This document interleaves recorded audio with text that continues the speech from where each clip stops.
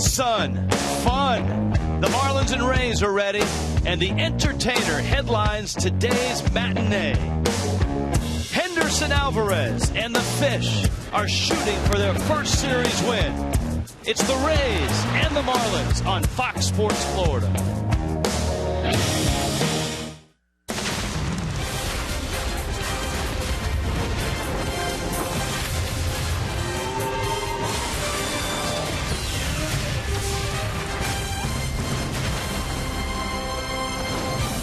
Glorious Sunday in Miami.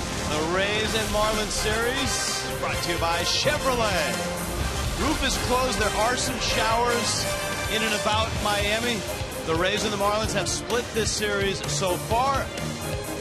And on a Sunday, the Marlins end the first week of 2015.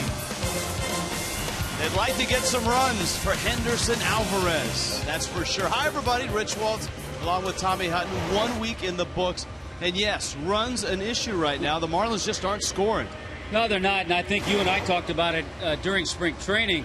We thought, and there's a long way to go, that this is going to be a ball club that will score more runs in many different ways than they did last year. The first week hasn't been that way, though. The good news is, first time through the rotation, 4 of the 5 starts have been really good ones. Yeah, and I think a lot of people thought if there was any kind of a weakness on this ball club, it would be the starting pitchers. But the starting pitching, and you see the exception, Matt Latos, his poor start against the Braves. But other than that, all quality starts from Alvarez, Tom Kohler, and unfortunately they both took losses. A no decision for Dan Herron, who was outstanding, and Jared Cozart in the ball game yesterday pitched well enough to win. So if the starting pitching can continue that way, you know the offense is going to come around. Henderson Alvarez getting ready for that unique windup, which he uses on his first pitch. What did we learn from Alvarez in his first start? You know, I think we learned he started just the way he pitched last year, and that's good to see. He likes to keep the ball down. He'll throw that slow breaking ball every once in a while. But he had a terrific outing last year against the Rays. Last June, a complete game shutout, an 8-hitter against the Tampa Bay Rays. So he goes back against Tampa today. Watch for that heavy sinker, that power changeup, and occasionally the big slow curveball. Big slow curveball. Well, the curveball is usually used late in the count, unless you're pitching backwards. What does that mean? Jeff Conine will describe it pitching backwards. It worked last night against Giancarlo Stanton.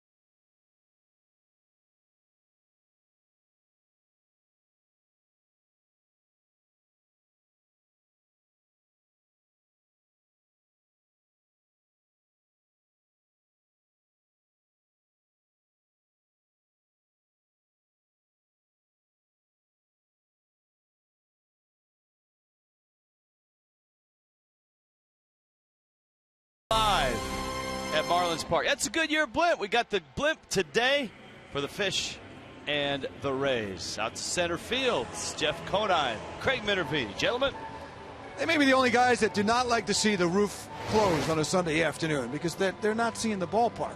That's always a neat thing when you're flying, even in another city, and you see a ballpark somewhere. It's a neat view from it. But we thank the guys in the Goodyear blimp for the great pictures. Let's talk about the Marlins a little bit.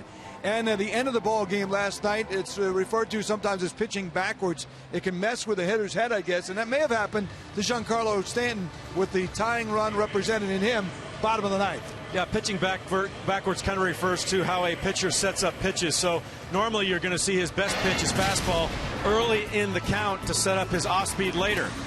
Boxberger did a little bit backwards last night. Starts off Giancarlo Stanton with, he's got an excellent changeup. So now he goes changeup, another changeup. He's got one of the better changeups in the league. 100 strikeouts in only 6 innings last year. Another changeup. So now in your head as a hitter, oh, he's going to come back with a changeup. No, he comes with a 94-mile-an-hour fastball. Freezes Giancarlo Stanton because he was looking for that changeup. Ends up striking out looking. Looking at the 2 swings that he missed, would you say he was swinging for a fastball both times? Well, that's how good that guy's changeup is, Boxberger, is that his arm speed looks like a fastball, but it's coming out about 10, 11 miles an hour slower than it is. So credit to him for a great changeup. So he mixed him up there, big out. Lineup change for the Marlins happened a couple hours before the ball game. Ichiro inserted in the lineup, was not in the original lineup. Marcell Ozuna showed up late today, thought the team, according to Joe Frisaro, was not having Sunday batting practice, showed up late, got scratched from the lineup. It does open the way up for Ichiro. Maybe it gives the Marlins a different look too for an offense that needs to score some runs. Well, a little bit of a change at the last minute, but I like the fact that they're getting some other players in here to get some at-bats. Don Kelly will get a start too at third base. Rich and Tommy also to tell you all about it as the Citrus Series concludes here with the third and final matchup of the early part. These 2 teams will meet again late September. Ball game coming up here.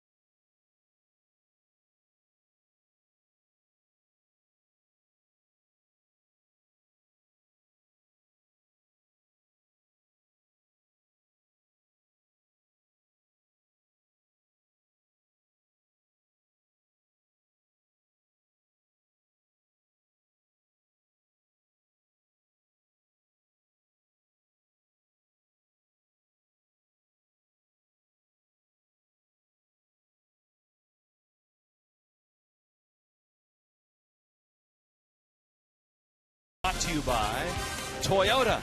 Let's go places. Goodyear blimp, great shot. Miami. Marlins Park, Rays and Marlins. Inside, Henderson Alvarez ready to go. His second start. Alvarez last year, one of the numbers to look at, 3 complete games. Tied for the National League lead. His unique windup ready to start. And here we go. Kevin Kiermaier stands in. Alvarez a fastball, and Kiermaier nearly took the life of his first base coach, Rocco Baldelli. My goodness. One of the first hitters we've seen swing at that first pitch that Henderson always throws with the unique windup. He always throws a fastball, but that's the first time we've seen a hitter swing at it. Here's the 0-1 pitch. And how many times have you and I said, if I were the leadoff hitter? That's right. Because we've seen Alvarez do it. It's a fastball every time he does it. He's going to have to change that up, you would think. Kiermaier's had a great start to the season. He takes outside. In this series, he's 3 for 8 with a homer and a double.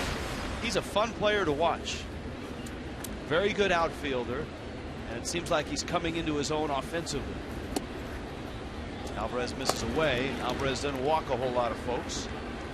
Kiermaier, Rich, has played in 6 games against the Marlins. He's hit in all 6 at a .474 clip with a home run, a couple of home runs. Bangs that one on the ground. Big hop from Morse. Steps on the bag. And Alvarez day is underway in what you would expect to be the first of many ground ball outs. Jam Lexus brings you Tampa Bay's lineup. You've seen Kiermaier. David DeJesus had a big hit in game 1 as Drupal Cabrera is at short. Evan Longoria at third base. Desmond Jennings in center. Alan Dykstra the start at first. Logan Forsythe at second. Rene Rivera looking for his first hit of the season. And Nathan Carnes will pitch and hit 9th. Now DeJesus 4 for 8 in this first week of the season. And one of those hits, Tommy, a pinch hit 3-run double in that wild comeback in game 1. Yeah, tied the game off the 392 sign right near the Marlins bullpen. You know, he talked about the ground balls that Henderson Alvarez is able to induce. He's got a veteran hitter. And Alvarez is able to go deep into games because he gets ground ball outs, because he gets quick outs. Not a strikeout guy. Went 7 innings his first start of the year against the Braves.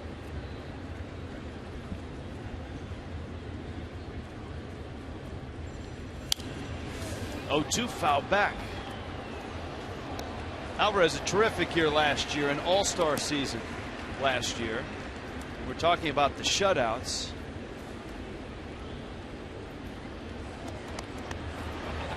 Three of them last year. He, Rick Porcello, and Adam Wainwright were tied for the Major League lead. Wainwright and Alvarez tied for the National League lead. Alvarez 6th in the league in ERA. His ERA last year 2.65.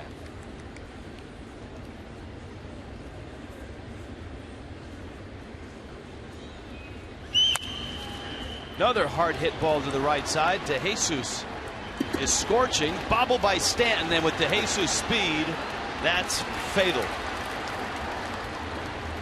Stanton with an error in right field, and DeJesus ends up at second base. Well, it did give you a chance to tell you the Marlins had played 15 consecutive errorless games going back to last year. Yelich, Ichiro playing center field today. Giancarlo Don Kelly at third base, giving Prado the day off. Echeverria, Dee Gordon, and Michael Morse. Jeff Mathis behind the plate. So Don Kelly making his first start. And that error, the Marlins had played errorless baseball this year. And the last 10 games of last season, they had gone without an error. Ichiro out in center field. Here is Cabrera, switch hitting shortstop, who has 4 hits in this series. Has driven in a couple of runs. Rays and Marlins yesterday. A 2-0 Tampa Bay win. The star yesterday, Chris Archer. Jared Cozart pitched very well. He gave up just 1 run. The Marlins without a run and just 2 hits yesterday. Game 1 of the series.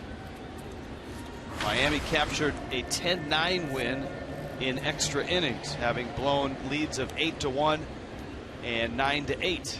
Mike Redmond said after the game last night, baseball is a funny game. As down as the Fish were yesterday, they can win a series for the first time this year if they can win this ball game. Alvarez 1-1 pitch, and it misses out. Yeah, it's interesting with Don Kelly in the lineup today. Don Kelly was in the lineup for the Tigers the last day of the season 2 years ago when Alvarez threw a no-hitter against Detroit. And he was, as everybody else was, hitless in that game. But, man, he said he was tough that day.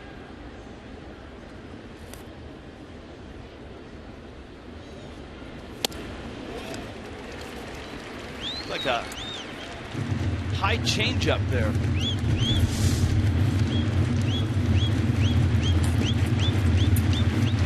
Sometimes his changeup is so hard and has such good movement, it's hard to distinguish whether it's a changeup or a two-seamer.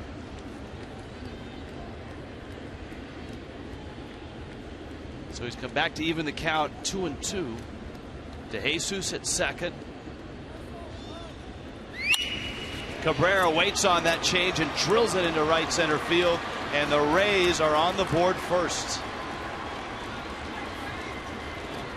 Rarely when Alvarez throws that pitch is it up above the waist, and he threw 2 in a row that were up. And Cabrera, a professional hitter, hammered it. Yeah, anytime that pitch is up, a hitter just sees it much better. And Asdrubal Cabrera, a veteran hitter, and he knows how to attack that pitch. And the error by Stanton, rather significant now with DeJesus coming across. Here is Longoria. And Alvarez bounces one in the dirt. On his way to second is Asdrubal Cabrera. Henderson Alvarez does not look comfortable right now. He's not been able to control his fastball. His changeup is up. That a wild pitch. You know, you go back to his opening day start against Atlanta, and Atlanta was able to put together a couple of base hits and pick up a run against Alvarez in the first inning as well. RBI single by Nick Markakis. One thing about Alvarez, and we've seen in his time with Miami, he's a guy that's able to make adjustments on the fly. And we'll see if he's able to adjust here. Longoria clobbered an RBI double yesterday, deep in the gap in right center. That was the first run of the ball game for the Rays. Smokes one. Echeverria got it. Double play. Adeiny Echeverria has been spectacular to start 2015. This one not only saves a run, but ends the inning. Etch. And he got 2.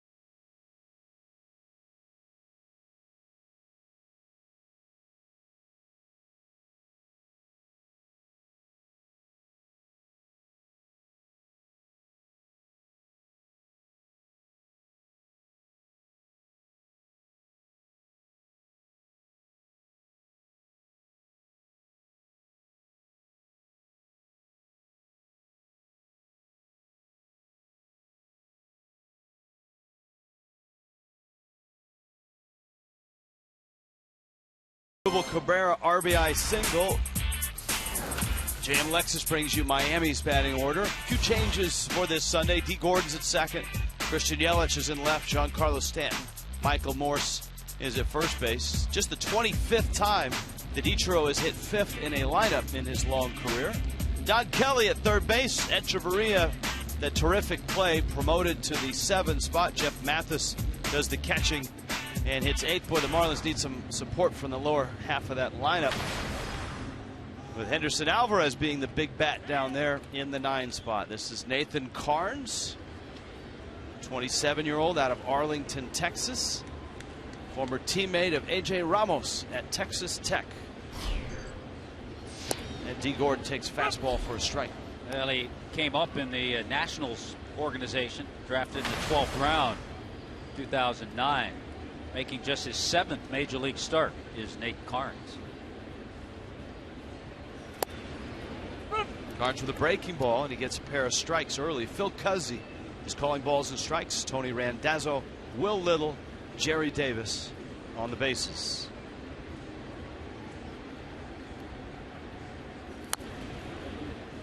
Gordon fights off a breaking ball. We've seen in just a week of D. Gordon, pitchers go right after him. They don't nibble. They obviously don't want to put him on, and I think that's reinforced with Yelich and Stanton behind him.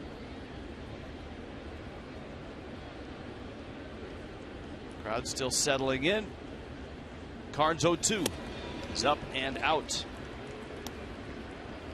And we've talked about it a few times already. It's one of the reasons D. Gordon just doesn't draw a lot of walks, because he sees so many strikes.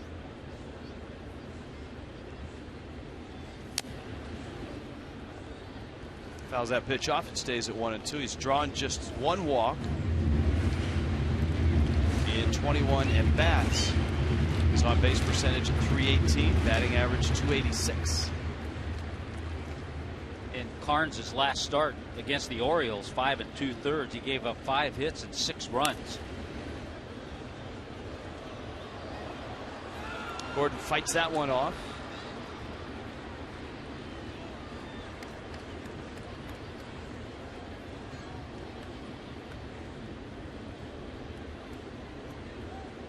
Counts 1-2.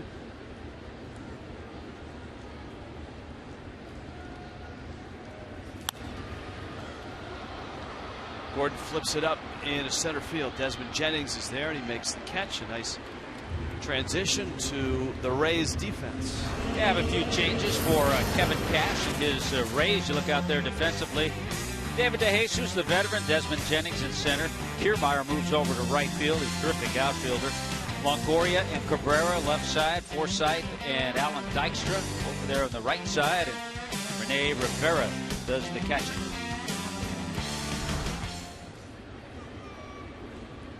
Christian Yelich now. Yelich trying to bunt. He fouls it back to the screen. Every now and then, the television business, you're asked as an announcer to apologize for technical difficulties. And the technical difficulties on this telecast aren't with the video or the audio. They're with the technology that Major League Baseball employs in every ballpark, which captures not only pitch speed, but also the Fox track technology. So we are unable to give you pitch speed. The ballpark doesn't have pitch speed. And on the MLB app on your iPhone, iPad, or mobile device, it's unavailable there as well. Yelich hammers it foul and out of play. But you know where it is, Rich? It's in the cloud. It's somewhere in the cloud. Yes, it is. Now you got to go back old school now as hitters. You can't, and even pitchers take a look up on the scoreboard to see how they're throwing. 0-2 pitch. Yelich little nubber. That may be just as good as a bunt, and it is. Well, he thought about bunting earlier in the at-bat with the low stirrups look and the high pant leg. Yelich old schools it down the third base line. Well, a hitter will take that any day of the week. It's just perfectly placed, no play at all, and all of a sudden Christian Yelich putting together a little 5-game hit streak.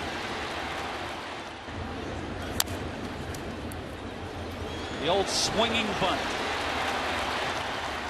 Marlins trying to change their luck here and get some runs going. They are 1-4 as this week comes to a close, and here is Stanton.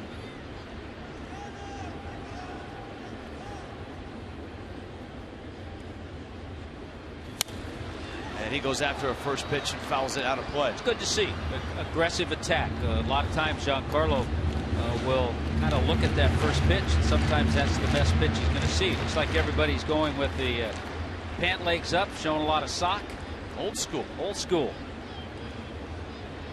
It was always a good look for Dan Uggla. Well, teams will do that, trying to change their luck. Stanton, a good rip at that fastball. And a breaking ball that goes 50 feet. And Yelich is up there on a wild pitch. I love Yelich's jump right there. As soon as he saw that ball hit in front of the plate, he didn't wait to see how it was going to be caught. Watch, it hits, he takes off. No chance at all for Rivera. Good jump. In this series, the Rays have been throwing Stanton a lot of first pitch fastballs, and he hasn't swung at a lot of them. He swung at the first one, and Carnes promptly bounced the second. See what he gets with a count 1-1. Breaking ball, Stanton a chopper to third, and Longoria goes across in time. 2 outs. Here comes Michael Morse. Well, the story of the Rays, and we've told it in the first 2 games, injuries, especially to their rotation. Alex Cobb, Matt Moore out. Rays are hopeful that those guys are back in as they continue their rehab. Chris Archer was dynamite yesterday. They're hopeful that Nathan Carnes could give them a good start. He was knocked around by the Orioles in his first assignment of the season. Yeah, first ever appearance against the Marlins, so they'll try to get a good look at him. They probably watched video in his game against the Orioles.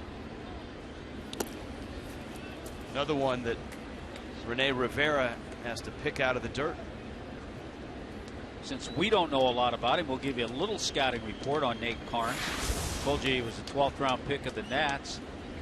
Don't chase the hammer. He's got a good curveball, and we've seen that. He's bounced a few, though. Very physical and aggressive out there, too. Always nice to work Josh Willingham into the scouting report. Morse, a couple hits, couple RBIs in the series. There's the hammer, and he chased it. As we've seen already, it's a pitch that Carnes likes to throw. That big over-the-top curveball. Bounced that way out of the zone. Got some nice help from his catcher, Rene Rivera. Count 1 ball and 1 strike. Carnes, serious shoulder issues. First at Texas Tech when he was a teammate of A.J. Ramos. And he finally had labrum surgery in 2010. That's why he didn't pitch until 2011 after being a 2009 draft pick. 81 starts to the minors. Good numbers, 33-21 with a 3.45 earned run average. 1-2 to Michael Morse. Ichiro's on deck. Rays have a run.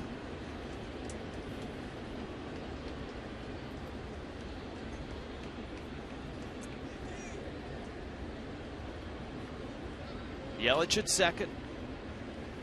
Here's a 1-2. And that one skips away. Yelich moves up to third, so a pair of wild pitches. That looked like a straight fastball that got away. That didn't look like the curveball. He just held on a little bit too long to a fastball. So 2 wild pitches, one with a curve, one with a fastball. To really show me something, if he comes back and throws a curveball here with a runner at third base.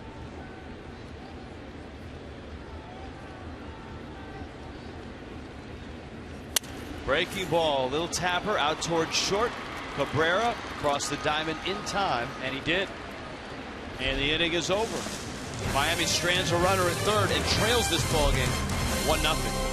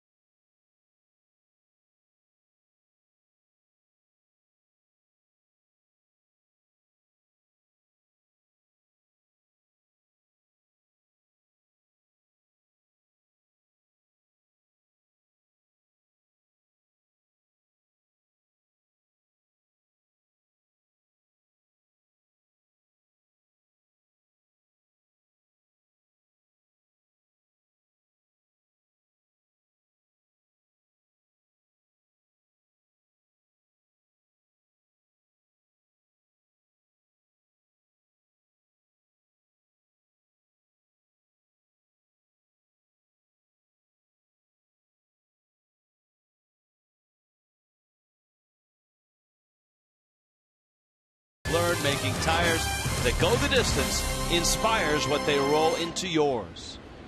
Goodyear Blimp is with us.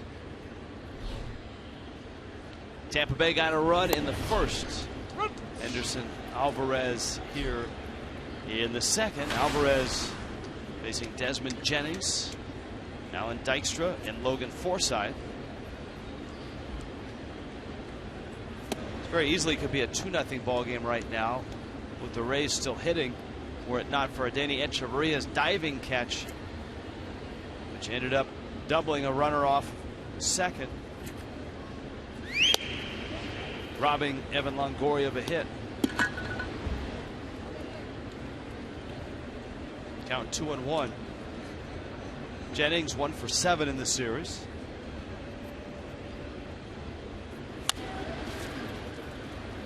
Gordon comes to get it, and an out to start the second. Marlins season tickets in 2015. There's a variety of season ticket packages, new ones as well, and it includes prorated full season, a half season, 20-game mini plan, 10-game packs. Plans start at just $240. Secure your seats today. 1-877-MARLINS or go to marlins.com/2015 tickets. And again, new this year, if you have a season ticket, full, half, 20, or 10-game plan, with those tickets, you will get into Marlins batting practice at 4:30. So 4:30 for those season ticket holders. You come in and watch the show, and it's a great show to watch. You'll see Stanton, Morse. It's always fun to watch Ichiro take batting practice because he peppers the seats in right field. He has a lot more power than you would expect. And I believe the Budweiser bar has a happy hour at that time. Good place to be when Stanton's taking BP. Alvarez. I guess a good place to be when anybody's taking BP. Against Alan Dykstra. James Loney on the disabled list. Nick Franklin, guy that the Rays acquired from Seattle, also on the DL. John Jaso, their starting catcher, on the disabled list. And a late swing and a miss. Dykstra looked like he was expecting something else. He looked up to the scoreboard to look at the pitch speed, and it's not there. You don't see a hitter fooled this badly with a fastball with 2 strikes, but this ball was almost in the catcher's mitt of Jeff Mathis when Dykstra swung.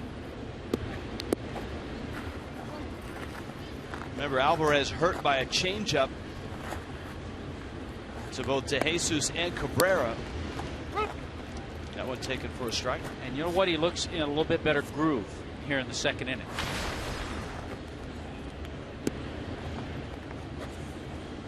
Forsythe, the former Padre, pitches up. How about those Padres? Yeah, they had a well-pitched game last night from James Shields. Former Ray Shields went 7 innings, 3 hits, a run. He outpitched Madison Bumgarner, whom the Padres knocked around. 3 innings, 10 hits for Bumgarner. The 2 premier lefties in the National League pitched last night, and both got rocked. Bumgarner 10 hits in 3 innings. Clayton Kershaw 10 hits in 6 1/3. Arizona shut out the Dodgers. Archie Bradley in his major league debut was outstanding. 1-2 pitch. And it was great to see that the first 2 nights with the Dodgers in facing the Padres, they had to have a huge crowd. Yes. Matt Kemp, former Dodger, had a 4 for 5 night last night.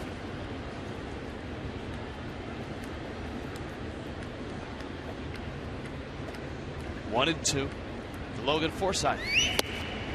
Alvarez misses, the count's 2 balls and 2 strikes.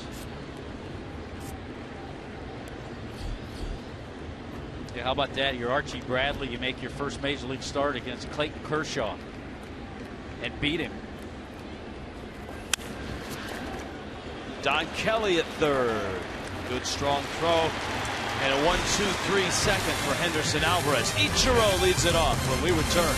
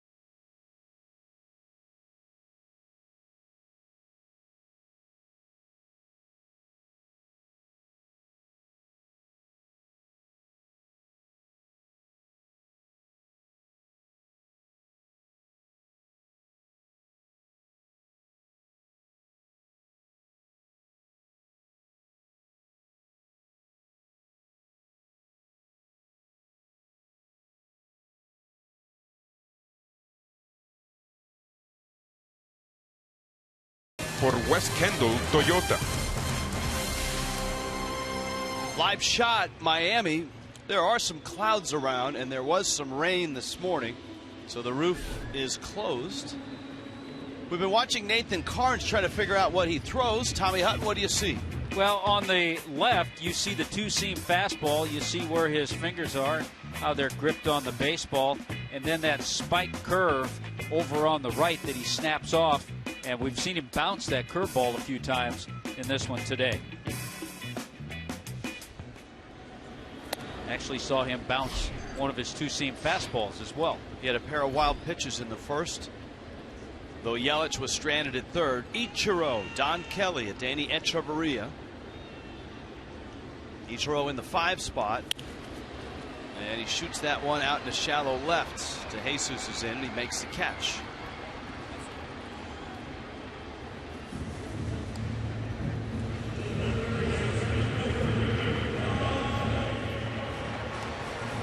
Monday on NASCAR Race Hub. Complete recap, everything that went on in Texas. What went on in Texas? Well, watch Race Hub. Winners Weekend. Sprint Cup winner will take us through their weekend from practice to the checkered flag. NASCAR Race Hub, Monday, every weeknight at 6 Eastern, Fox Sports 1. And it streams live on Fox Sports Go. Don Kelly. Kelly takes down low. Versatile guy. For the Detroit Tigers, played everywhere. In fact, he has played everywhere. He has played every position in his time in Major League Baseball. And there aren't many people that can say that. Kelly is the only active player actually that can say it. He was an emergency pitcher against the Mets in 2011, and he's had a game as an emergency catcher. Played all around the outfield, all around the infield. Yeah, we saw him make a nice play on a sharp ground ball to end last inning by trade. Certainly not a catcher, but in an emergency, someone Mike Redmond could go to.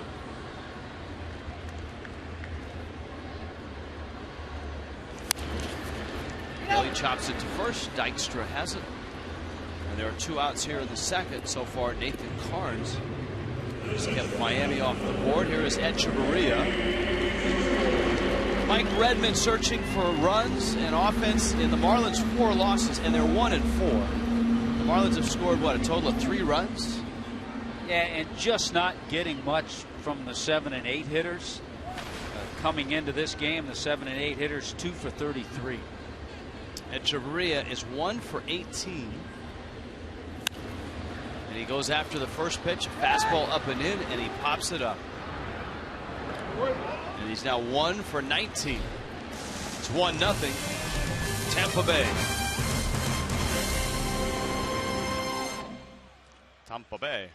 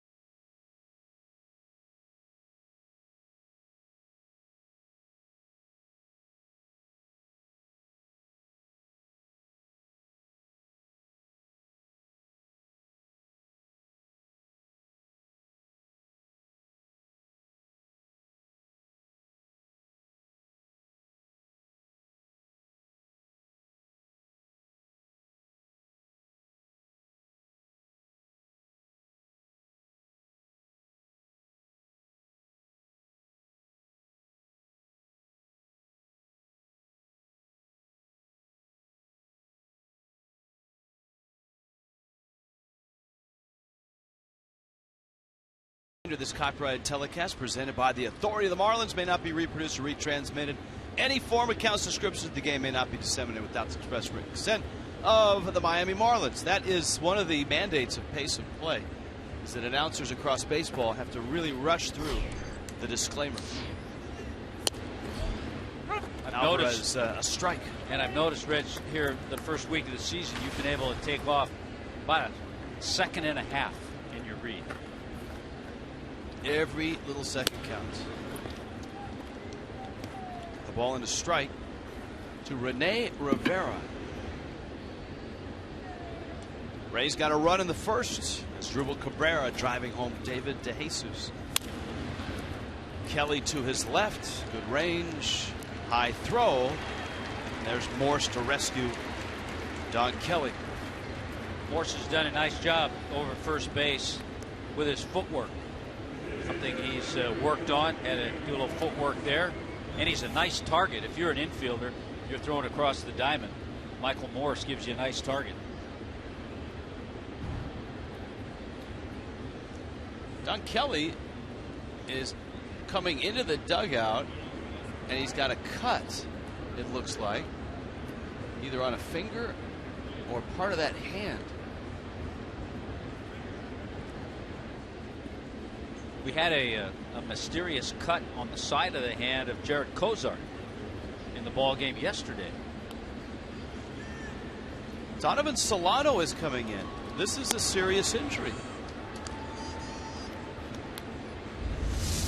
Maybe the ball clipped his bare hand. And if it did, that's a finger that it caught. Wow. And so Don Kelly's start is a short one. His first start of the season, clipped by a ground ball, the finger cut. And here is Donovan Solano.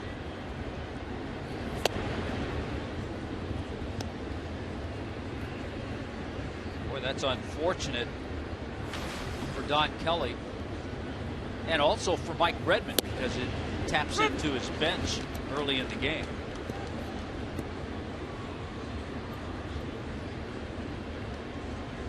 Nathan Carnes, the pitcher, is up. And Alvarez, trying to go right after him, has fallen behind 2-1. If you're just joining us, Henderson Alvarez has not had great control. He hasn't walked anybody, but he's been behind a lot of hitters.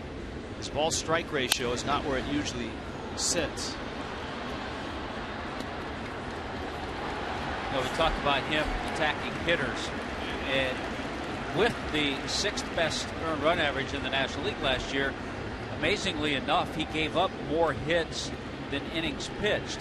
Part of that, though, is because he doesn't walk very many. Last year, just 33 walks in 187 innings. Saw that ball strike ratio, just 24 strikes out of 41 pitches. That one fouled off. Michael Kadire has homered for the Mets, who are trying to give Atlanta their first loss of the year. The Marlins, of course, are headed to Atlanta to battle not only the Braves but also the weather. A lot of rain in the forecasts for the first 3 days of the week. Swing and a miss. Carnes goes down. That Atlanta bullpen through the first 5 games has still not given up a run. And remember all the saves. Grilly with 3 saves. Well, they had a save situation last night, and Freddie Gonzalez brought in Jim Johnson, and he picked up the save. Nice to have the Goodyear blimp with us. Marlins Park roof closed.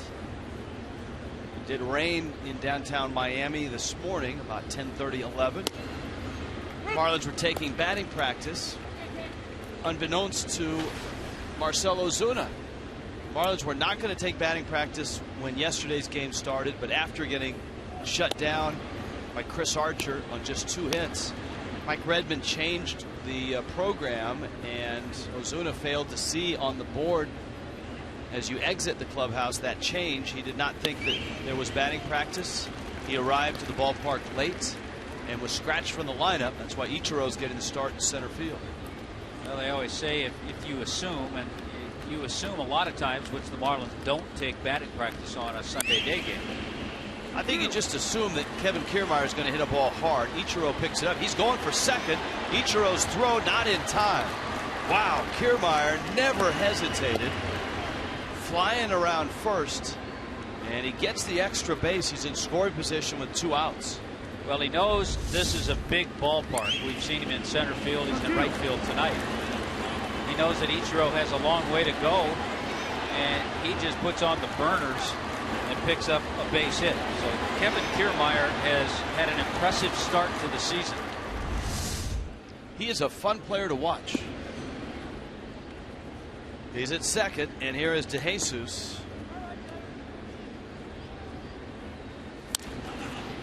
Taps it to the right side. Gordon to his right gets the out, and Alvarez escapes the third. 1-0 Tampa Bay.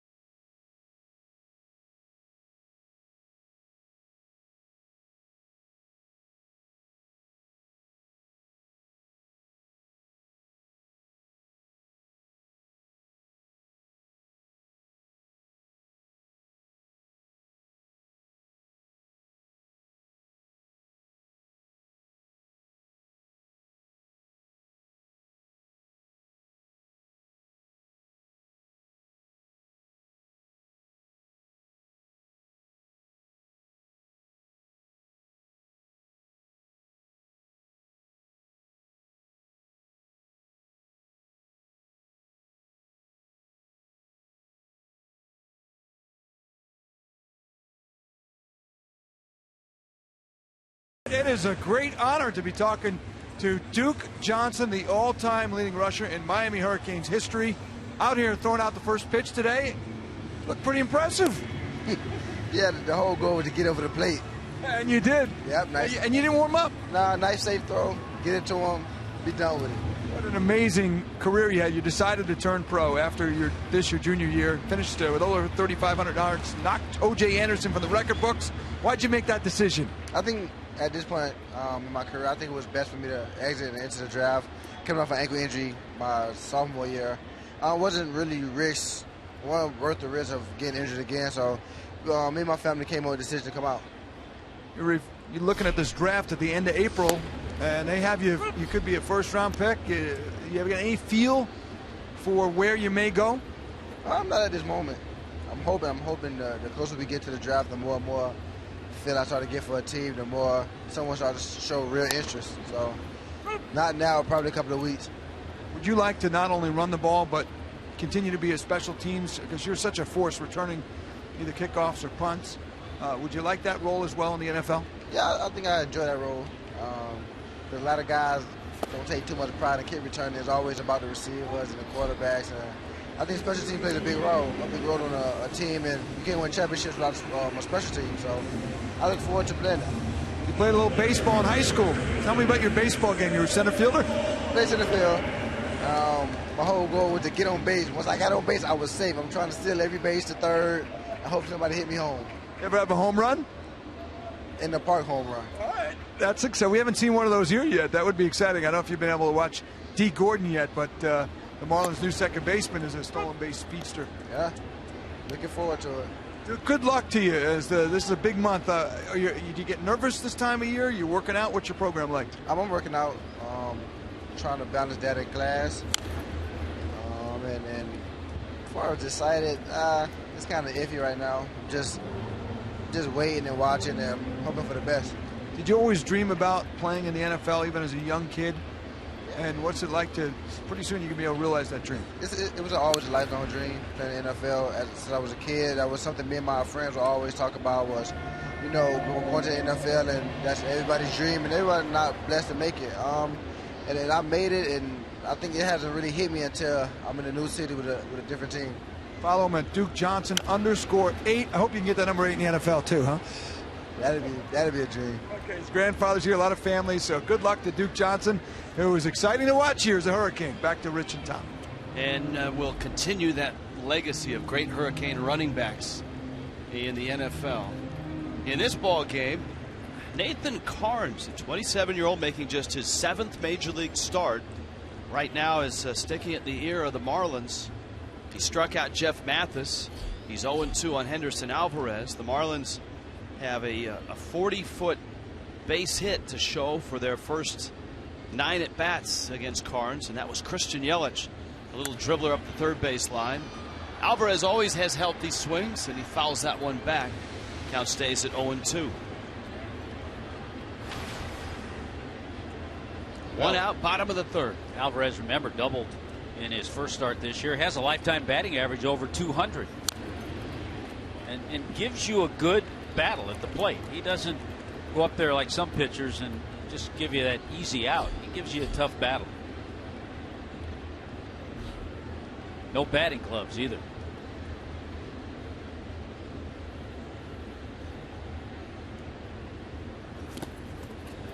Swings, misses, ball in the dirt. Alvarez is out. And so Carnes, first time through the lineup, has a pair of strikeouts. 10-game mini plans on sale now. 10-game plans start as low as $240. Include tickets to some of the season's biggest games at Marlins Park. Quantities are limited. Secure your 10-game plan today. 1-877-MARLINS. Go to marlins.com/2015 tickets. Top of the order, D. Gordon.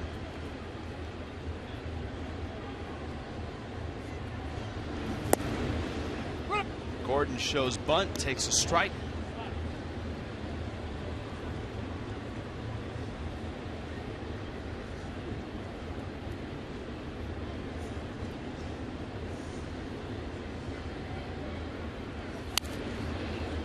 Look out.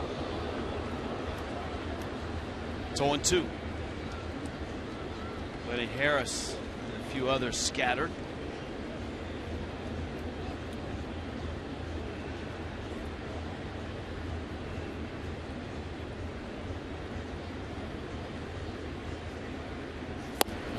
Struck him out. Nathan Carnes strikes out the side in the third. And right now, the Marlins offense still stuck in neutral.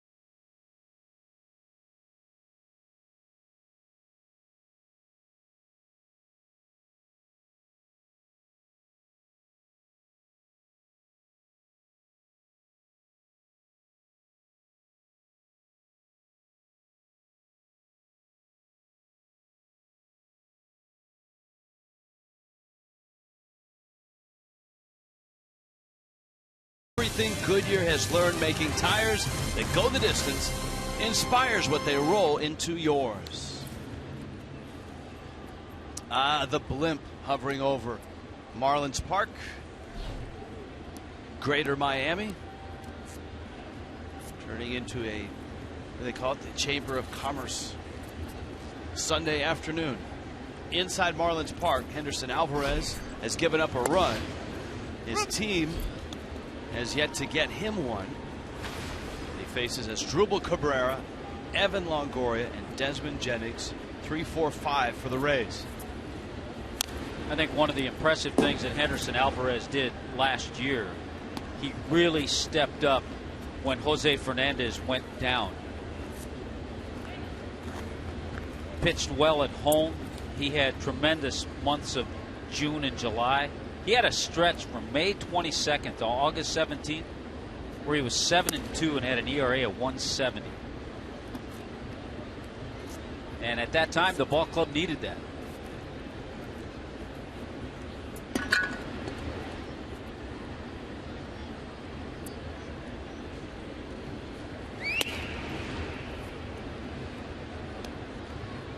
Happy to report that the technical issues have been solved. Major League Baseball's pitch tracking is online now. So we've got pitch speeds, Fox tracks, and that spreads out across all platforms, both in the ballpark, on your mobile device. Tommy Hutton's iPad is now lighting up with 90-mile-an-hour fastballs. There's the pitch location. It's like Christmas came in the top of the 4th inning. Here's the 3-2. Liner into left field, a base hit. Asdrubal Cabrera leads off the 4th with a single. Cold hard fact, Tommy Hutton, brought to you by Clean Crisp Coors Light. Here it is. Most rookies of the year. Dr. Willis, Hanley Ramirez, Chris Coughlin, Jose Fernandez. The Rays right behind him. Hellickson and Myers joining this man, Evan Longoria. And another Long Beach State shortstop, Bobby Crosby, on that list. 3 for the Oakland Athletics. Ground ball, and it's by Solano, and down the line it goes. Yelich will pick it up. Extra bases for Longoria. Holding third is Cabrera. Remember, Don Kelly got the start at third, but left with a cut finger. And Solano tested there, and the ball was just out of his reach. Yeah, remember yesterday when Longoria doubled, he became the all-time extra base hit leader in Rays history. He just adds to the list. Ball just got under the glove of Solano. Good job by Yelich to get over quickly to keep Cabrera from scoring, but not a good situation right now for Henderson Alvarez. Second and third, nobody out. It's a good situation for Desmond Jennings because the infield up the middle is back, and a ground ball brings in a run. Alvarez gets a strike, and it's 0-1. Jennings bounced to second his first time up. He's 1 for 8 in this series. This is a nice opportunity for the Rays against Alvarez, who gave up just a couple of runs in his opening day start against the Braves.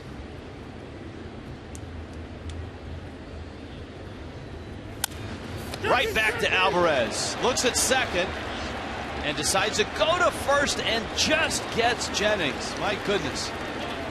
He kind of toured the world. He looked at third, he looked at second, and then threw to first. Well, he is the entertainer, and that was entertaining. Good play.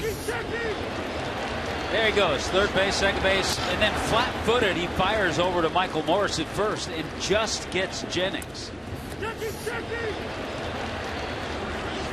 Mathis, I believe, was saying, check him, check him. The other thing that Alvarez was extremely stingy in doing last year was giving up runs in this ballpark. His ERA at home was the best home earned run average of any pitcher in the major leagues, was 1.60. Now the infield swung over to the right side for Dykstra. Solano shortens up at third. Dykstra, a strikeout victim back in the second. Remember, he was fooled on a fastball with 2 strikes and was late on it.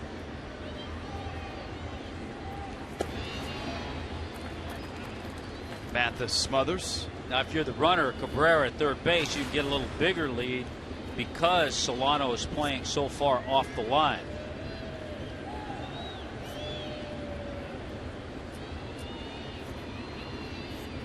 You can see Echeverria almost directly behind the bag at second. The count is 2-0. Certainly he's not pitching around Dykstra, who's 0 for 7 this season. But first base is open, and it would provide a double play opportunity. Little tapper. Alvarez off the mound, looks him back, throws him out. He exploded off the mound. Hey, #1 range factor in pitchers last year. You've seen why here in this inning. And also why he's called the entertainer. I mean, he comes off the mound like an infielder. He checks Cabrera at third and then fires over to first. There he is. A little fake, too. Single, double, and then 2 ground balls to the pitcher. And here is Forsythe. Alvarez not out of it yet.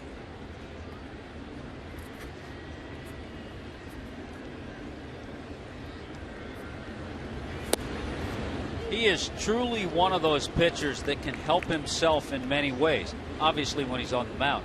But he can help himself in a game defensively, and he can help himself when he's pitching, when he bats, when he gets a chance to hit, maybe drive in a run.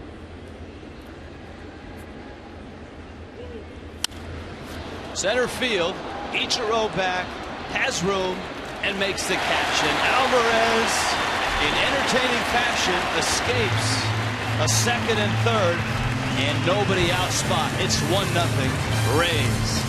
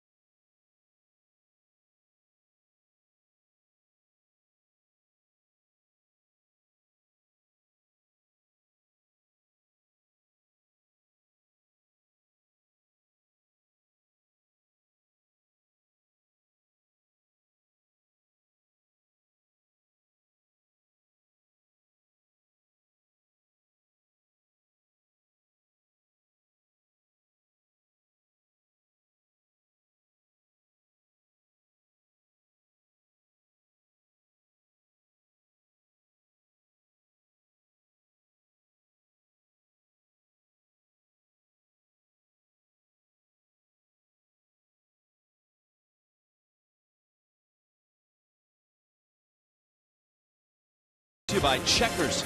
Get Checkers authentic Philly cheesesteak. Try the new meatball sub. Pick yours. 2 for $5 by Subaru of Pembroke Pines. By Xfinity, your home for the most live sports. And by Lexus of Pembroke Pines. Price, service, selection. You're gonna love us. Goodyear Blip along with us on a absolutely stunning Sunday. And right now, Miami trying to give some support to Henderson Alvarez. Alvarez gave up a single and a double. With nobody out, he was able to pitch out of that top of the fourth, so it's still 1-0. There are times, Rich, that we see a nice play, a key base hit, kind of generate something and get things going.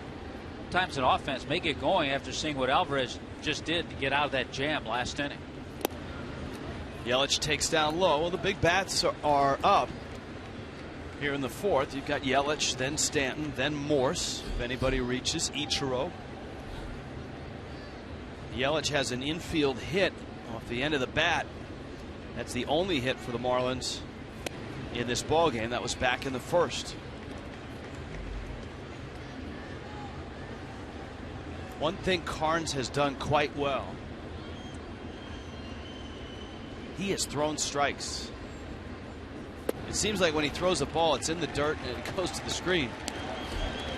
But out of 44 pitches, he's only thrown 10 balls. Yeah, he has a really good ratio. Talked about his minor league career. 1 year with the Nationals. He was their minor league pitcher of the year. He was 11-4. ERA a little over 2. Yelich walks, and that's a start here in the fourth.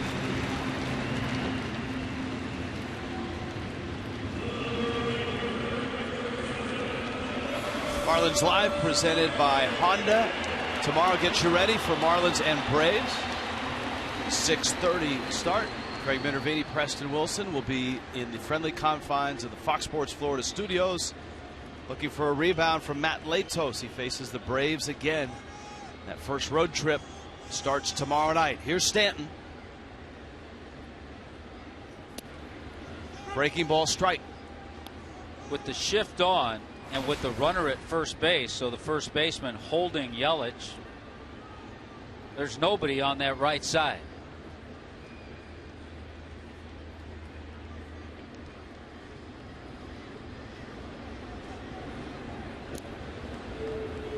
As a hitter like Stanton,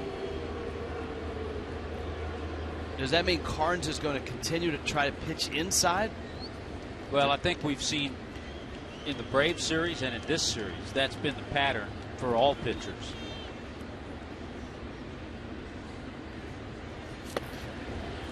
It was away and Stanton swung through it, and it's 0-2. Frank Menachino talking before the ball game at batting practice about Stanton and some other hitters, feeling that they are just trying to do too much, overthinking at bats, late to the ball because they're thinking too much. It's kind of a theme right now for the Marlins.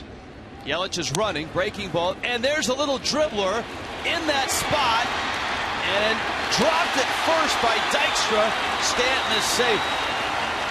Forsythe made a nice play to get there, and he would have had Stanton. And Dykstra held the ball. Yelich is all the way at third. Well, there's that room over there. Look at where Forsythe is on the shortstop side. He has a long way to go. Makes a really good play, and then Dykstra can't hang on.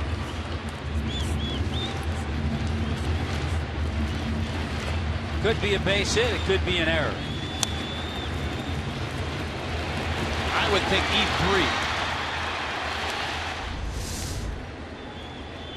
Regardless, for Miami, it's a nice break and a big opportunity for a team that is struggling to score runs. Yelich at third, Stanton at first, Morse at the plate. And Morse fouls it off. Right now, it's a base hit for Stanton. Yeah, because they have 2 hits on the scoreboard, no errors for the Rays. Hey, Giancarlo will take it. Anybody in that lineup will take it. Yeah. Even Morse, Frank Menachino said he felt, and Morse has talked pretty candidly about it as well, just trying to do too much, a little bit late to the ball.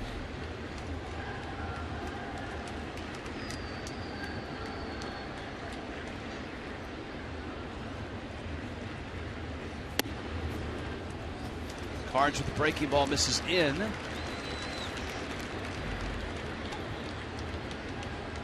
And it's 2-1. Marlins still without a home run. This is game number 6.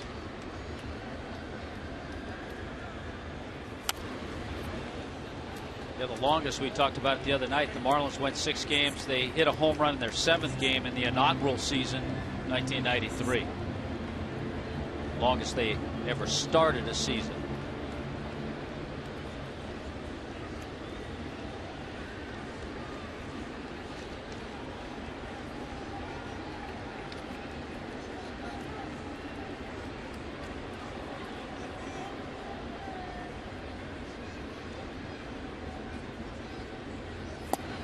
Two pitches out.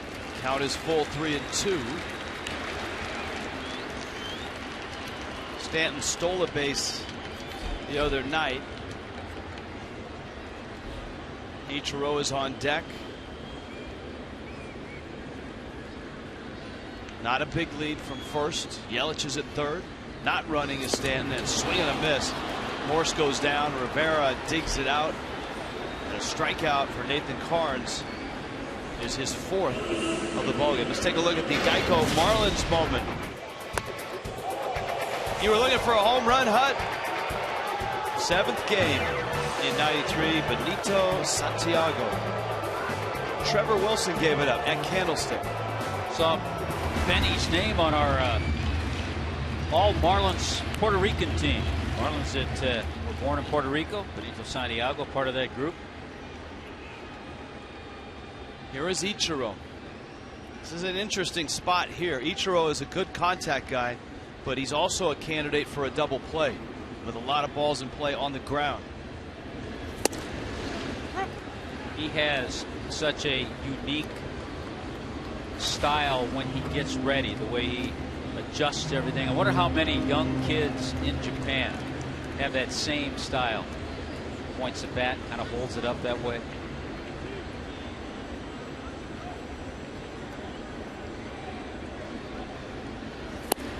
Well, his swing is so unique. Hitting coaches will preach, don't move your head. Try to keep your weight back. Ichiro is a front foot hitter and an extreme weight shift, and his head actually moves a great deal during his swing, but it hasn't seemed to affect him.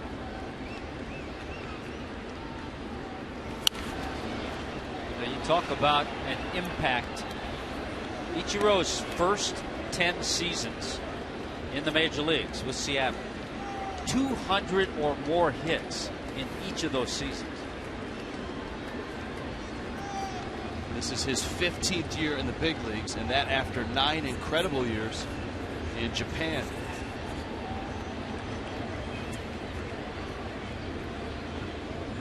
I'd like to add to that hit total right here. Stanton's at first, Yelich at third. Ichiro shoots it foul down the left field line. And his lifetime average in 9 years in Japan was 353. Pretty good. Good for 7 batting titles.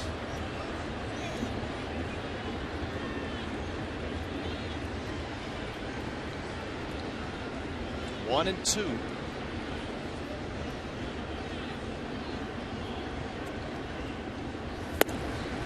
Down and in, and it's 2-2. 5 at bats for Ichiro so far. You see Solano is on deck. Ichiro 1 for 5. That one was a bunt single.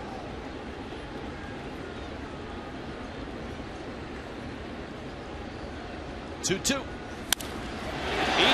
left center field, and a diving catch there by DeJesus. Tagging is Yelich, he will score. Stanton is back to first, and Ichiro delivers. Great catch by DeJesus on a liner, which turns into a sacrifice fly. Miami's tied the game. But for a moment, you thought this ball was going to get into the gap, and it just started to slice. Credit the 35-year-old veteran, David DeJesus, with a terrific play. Credit the base runner doing their job. Yelich goes back to tag. Once he sees the ball caught, scores easily. Stanton had to scamper back to first base. He had reached second base, almost gotten all the way.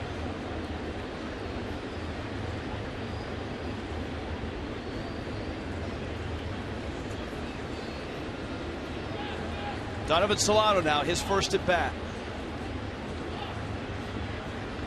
came in for Don Kelly, a freak injury for Kelly.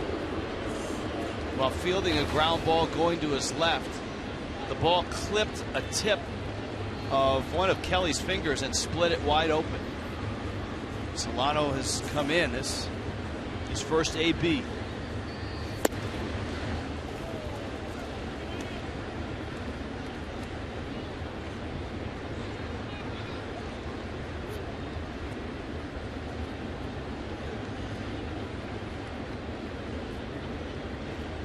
Solano had a very good spring and has swung the bat well in limited time. In case you missed it, here was that play with Don Kelly. Watch the throwing hand as he right there. He's very fortunate. Number one, he caught the ball and then came up and made a strong, accurate throw.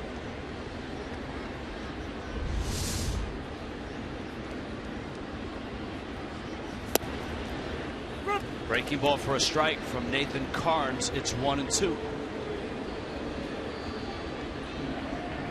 Rays scored first, got a run right out of the chute in the first inning. Miami has managed a run here in the fourth.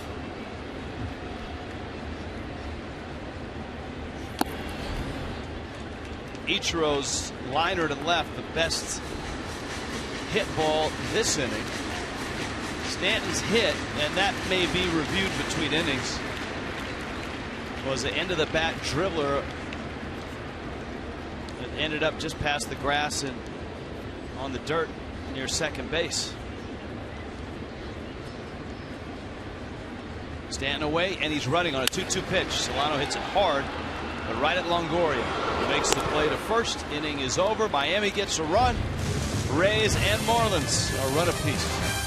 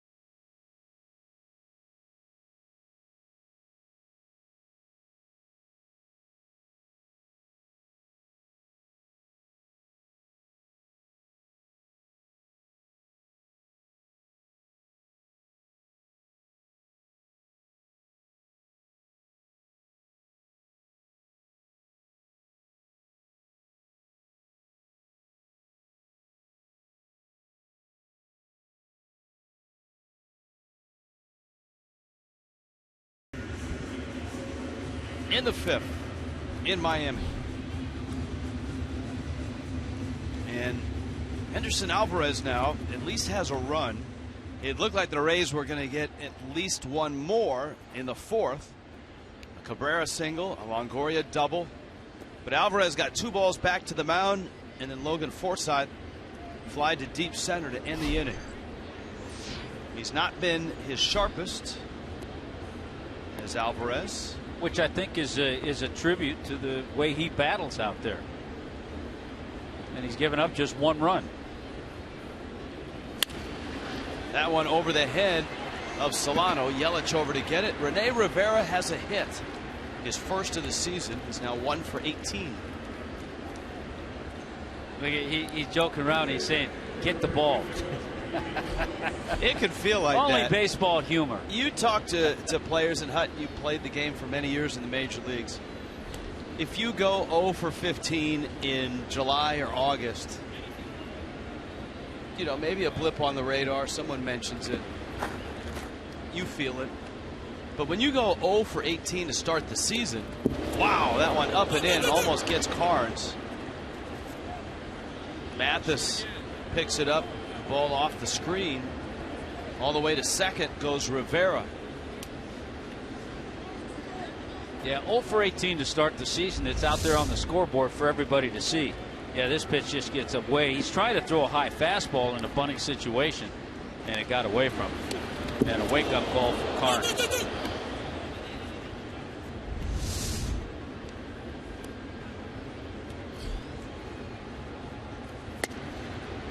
Carnes trying to bunt here. Certainly not something he's done a whole lot of. Did come up in the Nationals organization with the Rays last year. There's the bunt, and it's a good one. Morse spins and flips it to Gordon. And so Alvarez is right back where he was last half inning. A runner 90 feet away, less than 2 outs. He's got a tough one to face in Kevin Kiermaier. I don't know if he still does it. One of our favorites, ESPN.com, Jason Stark, used to do, I haven't seen it the last few years, he used to do an article on 25-man rosters, the last guy to get a hit. You didn't want to be on that list. Especially if it was May. Yeah. To open the season, it would be the last major leaguer to start the year on the 25-man roster to get a base hit.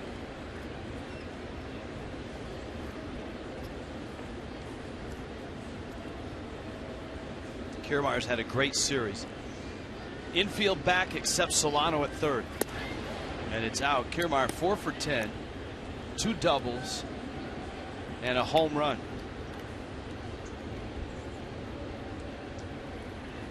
This for a guy who was a 31st round draft pick.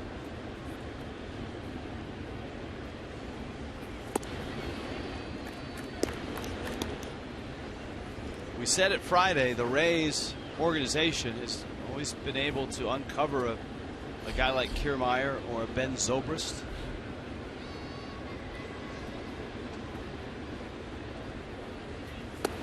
Someone who's not that appreciated either going into the draft or by the organization that he's playing for in the minor leagues. Not a big collegiate career. Parkland Junior College, Champaign, Illinois. You probably don't get a lot of scouts in that area. In the East, Nationals a 1-0 lead over the Phils. That's bottom 3 in Philadelphia.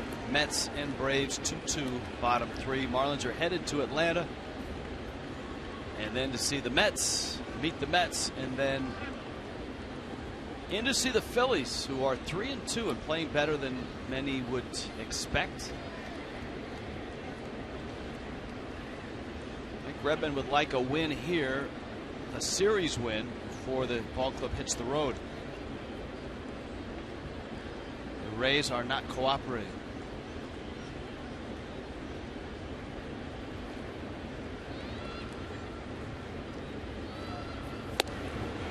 Alvarez misses in. Kiermaier has good wheels as he trots down to first. And here comes DeJesus.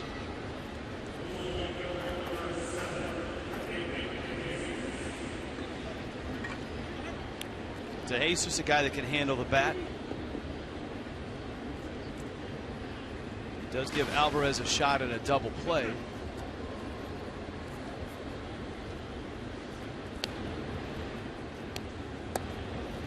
Yeah, David DeJesus, a longtime Kansas City Royal. A little bit with Oakland, some with the Cubs, some with the Nationals. But spent 8 seasons with the Royals.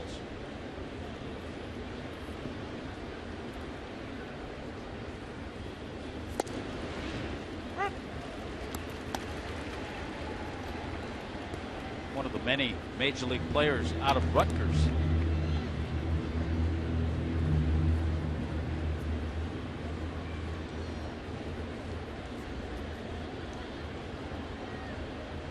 He's had a nice career. Originally a Royal. Had a season with Oakland, Cubs, a few games with the Nationals, and then the Rays at the end of 13.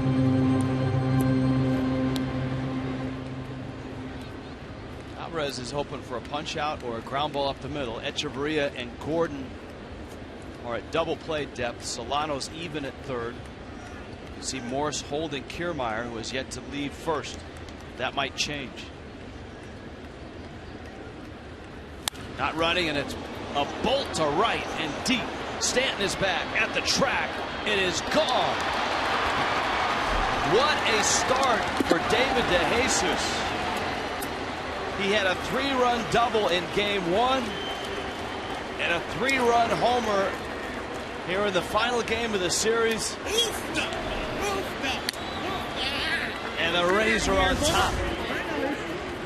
Well, an 0-2 pitch just kind of tails back over the middle of the plate. We talked about the veteran hitter that DeJesus is.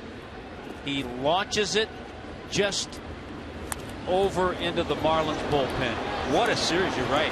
Big double the other night, 3 RBIs on that blast. Cabrera now. No escaping for Alvarez here in the 5th. Cabrera has 6 hits in the series.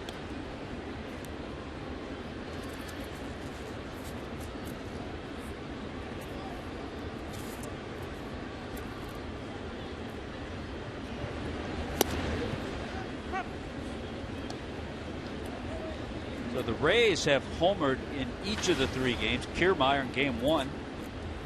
Beckham, remember his first major league home run, he hit that yesterday. DeJesus here today. And the Marlins still haven't homered this year.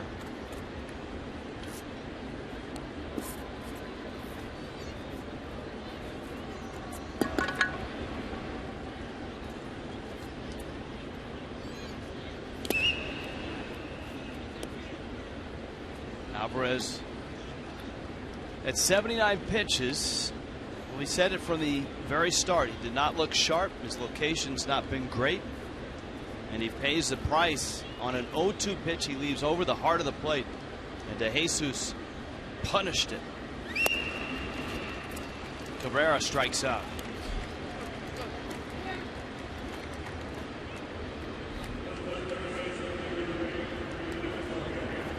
And here's Longoria.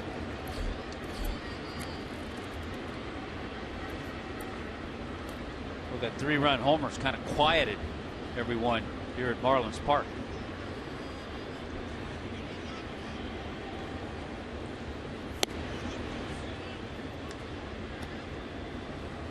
Of course, Longoria saw a little bit of Henderson Alvarez when Henderson was pitching for the Blue Jays. They have a little career going against Alvarez. 8 for 15 is Evan Longoria against Alvarez. He lined into a double play in the 1st. That very easily could have been a hit, and then doubled in the 4th. Pulls a ground ball. Solano gets the out. Henderson Alvarez gives up a 3-run homer to David DeJesus. And the Rays back out on top 4-1.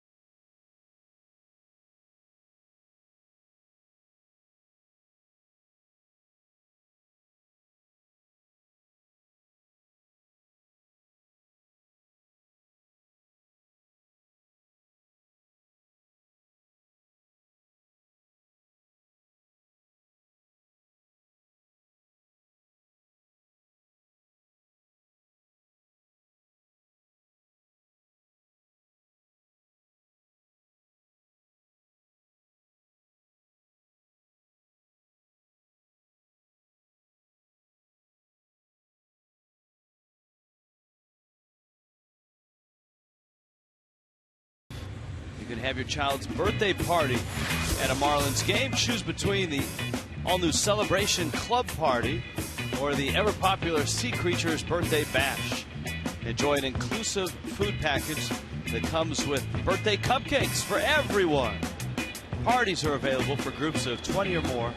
Go to marlins.com/groups or call 1-877-MARLINS. Well, the Fish find themselves down 4-1 at the end of a week where runs have been really hard to come by. Danny Echeverria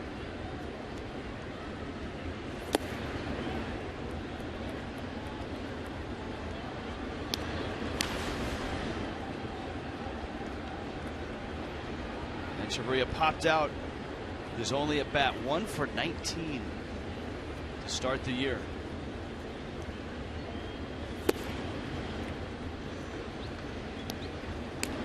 Nathan Carnes, not Nathan Eovaldi, not Joe Nathan, but Nathan Carnes is one hitting the Marlins. Just one hit, an infield hit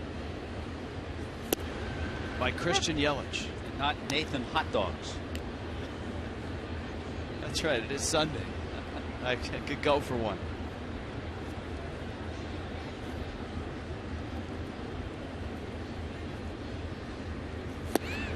And Echeverria strikes out.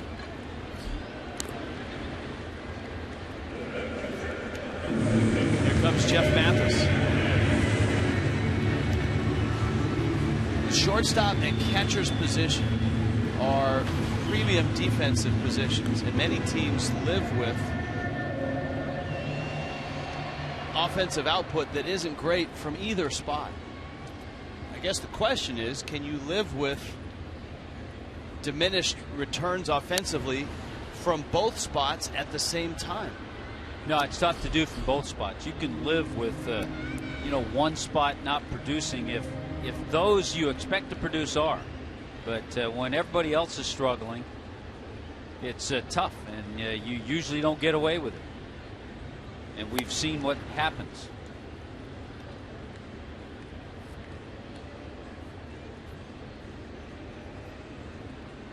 Jeff Mathis is 0 for 3 this season.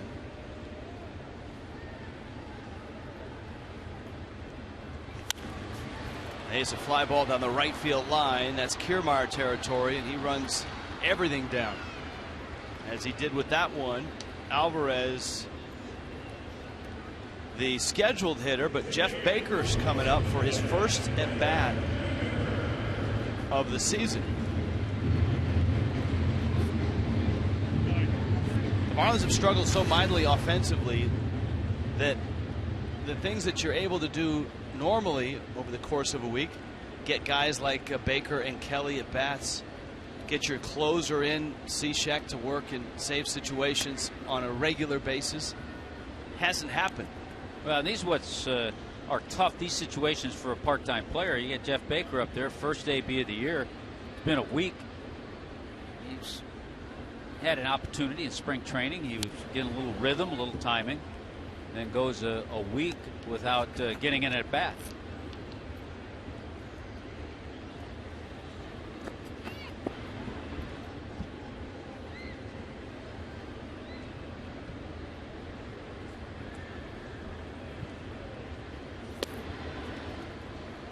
And it's 2-1. The other thing working here with the injury to Kelly, remember he took a pitch off, or a ground ball off a finger and split it open. Solano coming in the game. Marlins bench has taken a dent early in this ball game.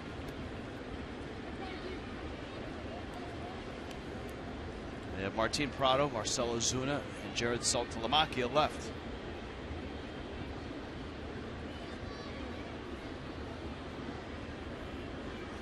Well, no early season problems for Miguel Cabrera. The Tigers are in Cleveland, and so far Miggy's 3 for 3 with 2 home runs, 4 RBIs, and he's upped his average to 500. The Tigers are on a different end of the spectrum than the Marlins in terms of offense. If you run down the Tigers lineup and look at the batting averages attached to the hitters. It's ridiculous. Yeah, Kinsler's off to a great start. He's hitting over 450. Victor Martinez at 300.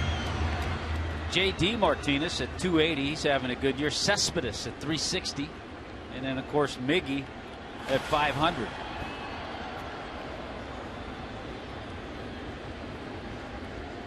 Baker walks, and here is Gordon.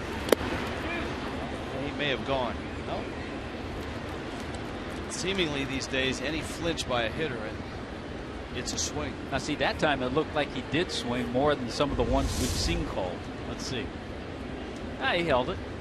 See, from our vantage point, initially it looked like that time. No, he didn't swing. Pitch is down low, and it's 2-0. You would think that the Rays bullpen, and just as I say that, Jim Hickey's on his way out. Any sign that Carnes is losing it, that bullpen collectively will be in motion, and the Rays enough of a concern that Hickey is out to talk to Carnes, who's been very good in this ball game. But at this point now, you start to ask yourself, has he been really good, or have the Marlins just continued to struggle offensively? Well, last September, Nate Carnes became the first Rays rookie to throw 7 shutout innings and give up 2 or fewer hits. He did that against the Toronto Blue Jays in Toronto last September. See, has had some pretty good starts, but not many, making just his 7th major league start today. 2-0 pitch. Gordon smacks it in the gap, right center field. That's deep. It's going to the wall. Baker will score. Gordon is flying around second, and he'll get to third easily. A 2-0 fastball grooved, and Gordon jumped on it. Well, last year, D. Gordon with the Dodgers had 12 triples. And you know he's going to get a few in this ballpark. That's a good 2-0 swing. That's the kind of pitch you want. That's the kind of swing you want to see on that pitch and that count. Now, once it gets out to that Stanley side, triple all the way, Jeff Baker gets loose. He comes all the way around from first base to score.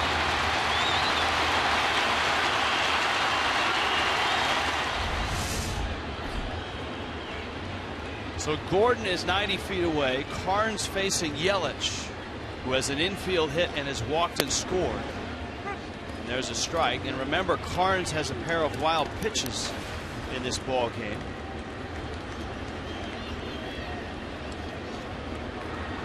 It's a 4-2 Tampa Bay lead.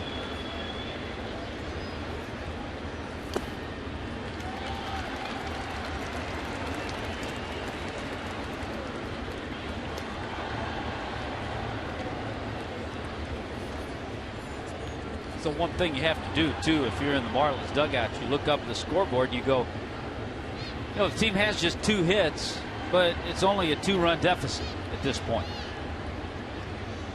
And the game has just reached the halfway point. Strike. 1-2.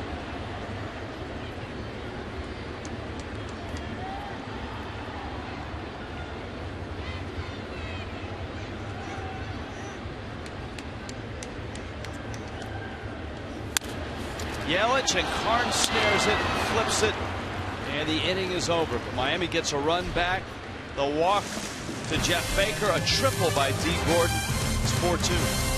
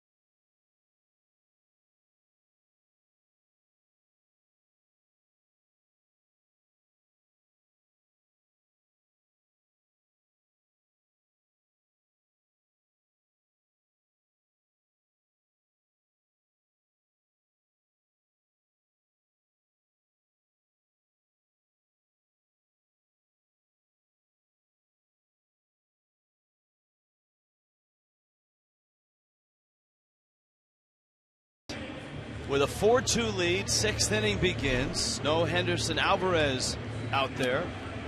Brad Hand comes on for the Fish, and we check in with Craig Minervini. Hello, guys. I thought we were going to come in the bottom of the inning, but there's a lot of reporters here from Japan. In fact, there are over at least 12 to 13 writers here, and a lot of photographers as well here, all covering. It's a big story, obviously, in Japan. We're going to touch base with maybe a few of the gentlemen. Can we say hello? How are you? How are you? How big a story is this today when Ichiro is starting back in Japan? I don't know. Yeah. We'll check back. Yes, you're live. Yes. We're surprising them. Let's check back in a minute or so. All right, guys? All right, Craig, it's the 6th, and there's Brad Hand. Desmond Jennings at the plate. And Jennings, this is down low with a fastball. So Henderson Alvarez chased by David DeJesus' 3-run homer. He did finish the inning.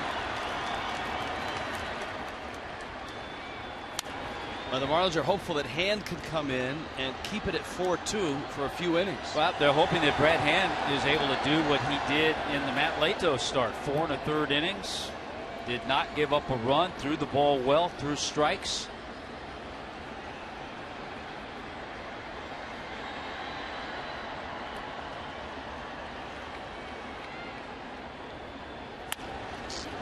Liner to right. Stanton over and has it. Jennings with a base hit. That'll bring up a pinch hitter.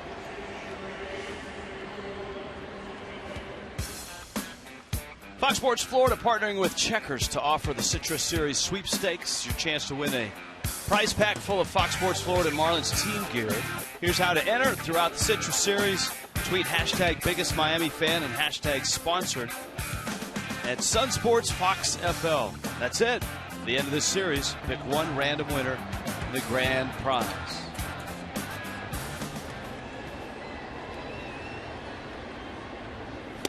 But yesterday certainly was a big day for this young man. Tim Beckham, first overall pick in 2008, rising through the minor leagues, not at lightning pace, but getting to the big leagues and hitting his first major league home run. Well, he had knee surgery in 2013. Didn't play much last year and put a solid swing on that. Stayed in the game, singled his next time up, and also stole a base. Beckham, a shortstop by trade coming up in the minors.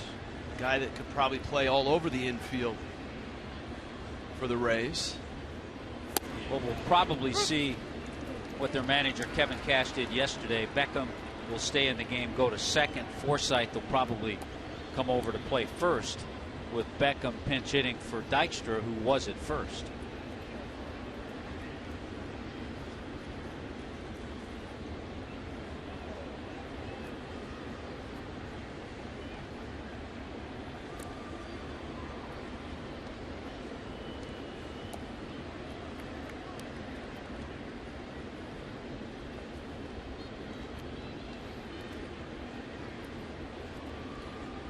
.35 homers in the minor league. He wasn't a big power guy.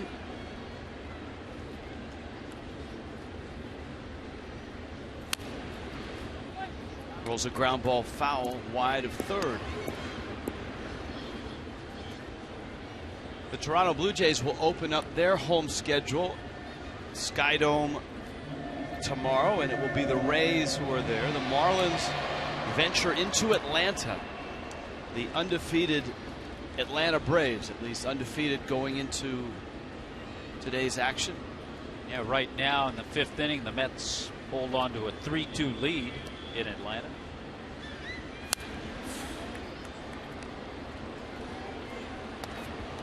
Toronto has a 7-2 lead over Baltimore. That's top of the 3rd in Baltimore. The Blue Jays, if they win, will get to 4-2. Will we get slapped on the wrist if we call it Sky Dome when we're up there?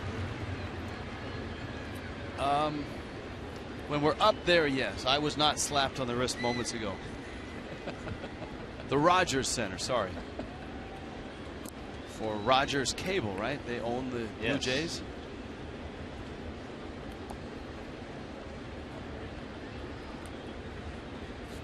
Have to try a Labatt's Blue while you're up there. It's been a while. Probably, what, 5-6 years since we were up there.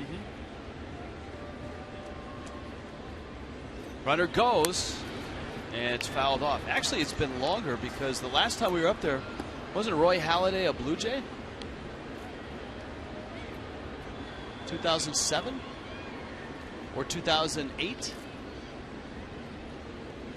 Because I can remember somebody hitting a comebacker off of Halladay's leg. And that knocked Halladay out of the ballgame. Marlins actually beat him in that. He didn't get to Philly till, I believe, 2009.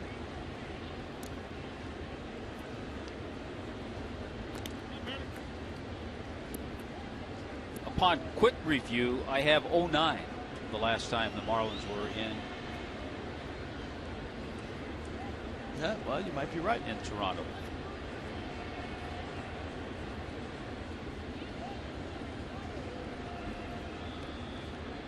What's a year between friends, huh? It doesn't seem like that long ago, but that's still 6 years ago.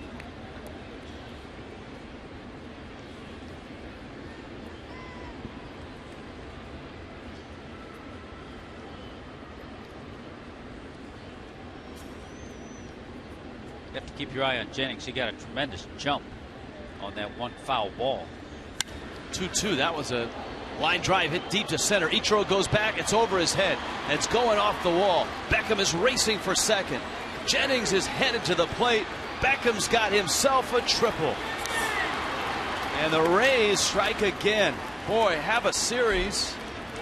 Tim Beckham. A pinch hit home run yesterday. And a pinch hit RBI triple in this one. Well, his last 3 appearances at the plate, 3 for 3. Home run, single, triple. He's trying to hit himself into the lineup, and he may just do that. That ball took off. Ball jumps off his bat.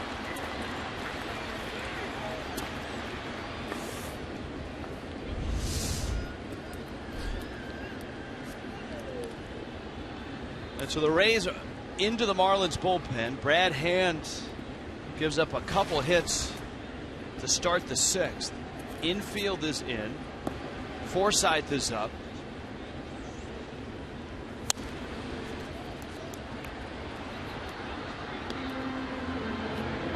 And the count is 0-1. To confirm, Tommy Hutton, Roy Halladay was a Blue Jay in 2009. So it was 2009. Yeah, he got hit on a comeback. Yep. Yeah, I remember that. Steve Geltz, who started game 1.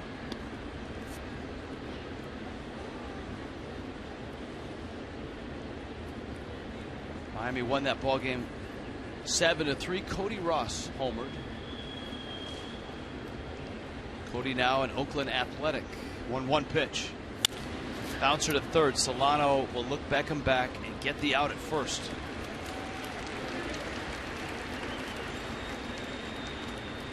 And Rene Rivera comes up.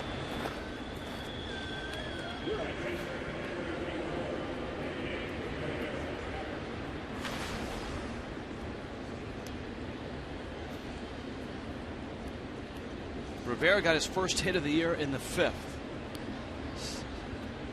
Snapping an 0 for 17 to start the year.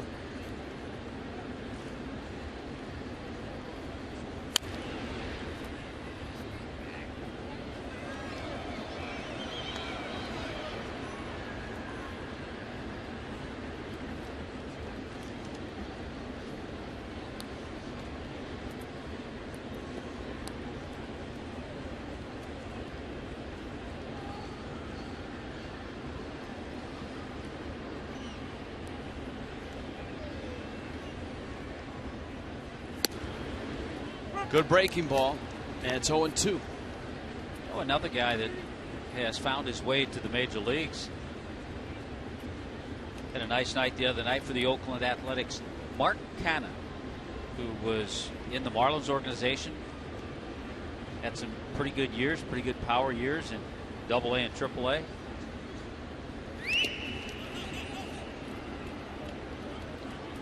Mathis blocking that breaking ball. Counts 1-2. Beckham at third. Another big pinch hit for the rookie. The home run yesterday, his first in the big leagues. Triple today.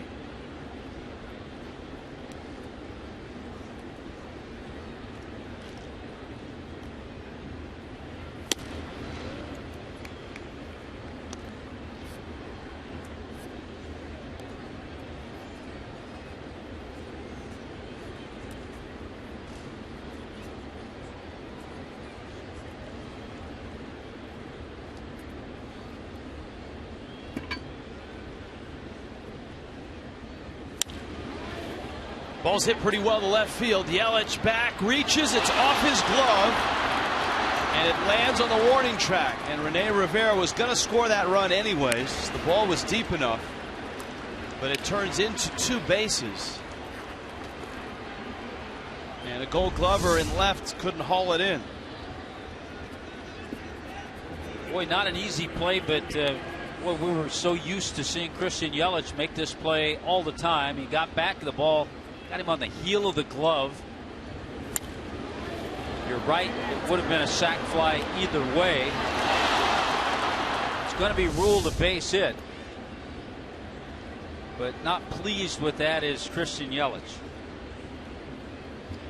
And so Rivera, who was 0 for 17 going into his 5th inning at bat, in the course of 2 innings, has singled and scored a run and has an RBI double. Well, just when the Marlins too sneak back, pick up a run the bottom of the 5th, just like that, the Rays put up a 2 spot so far here in the 6th. And that kind of allows the Rays to let Nathan Carnes take the at bat here.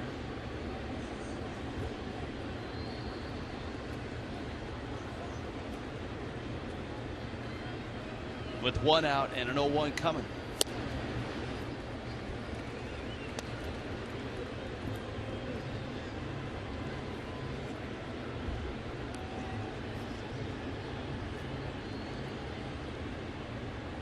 One thing Marcell Ozuna will have learned from this experience today is to make sure he checks that board, the illuminated board that all the instructions are put as the Marlins leave the clubhouse or when they come into the clubhouse.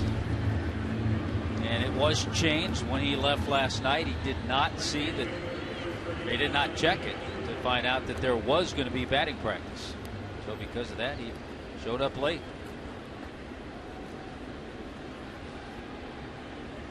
6-2 Tampa Bay. There's Kiermaier now, who has doubled, walked, and bounced out.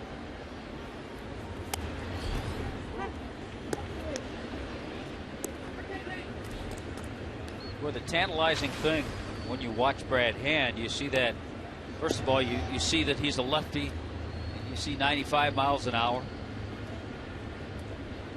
and you see flashes of consistency. Another live fastball by Kiermaier.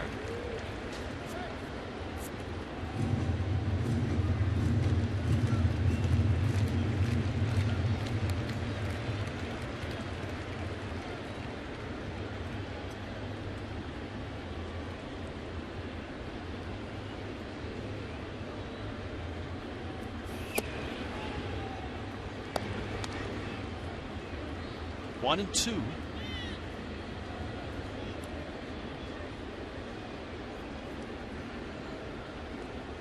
Brad, born in Minneapolis.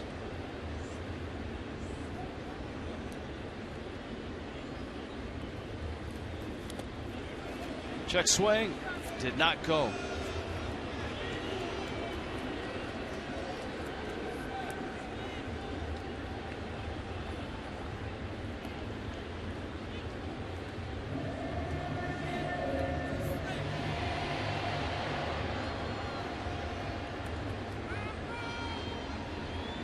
and had a strong spring.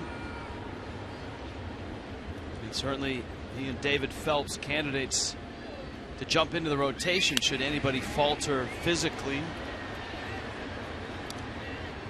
Count 2-2.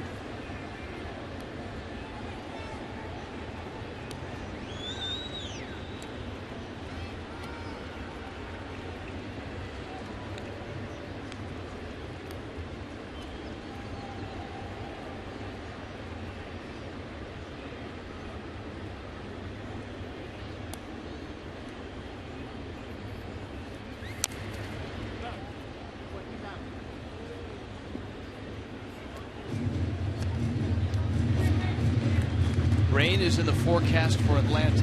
Yeah, I was looking ahead at the weather. Looked like every day there's a chance of some thunder showers, but not here in Miami. There was some rain this morning, but it's long gone. It could be a soggy next 3 days. The Marlins scheduled to play the Braves 3 times.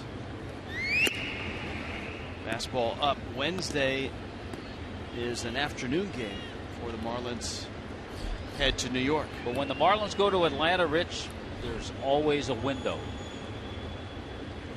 There is. A weather window.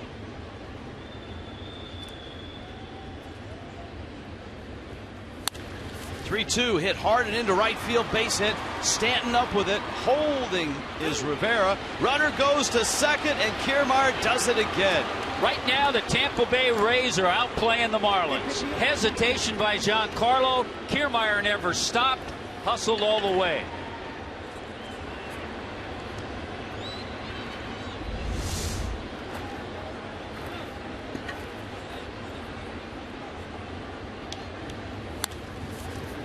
Rene Rivera, the runner at second, doesn't have much speed, so he was held.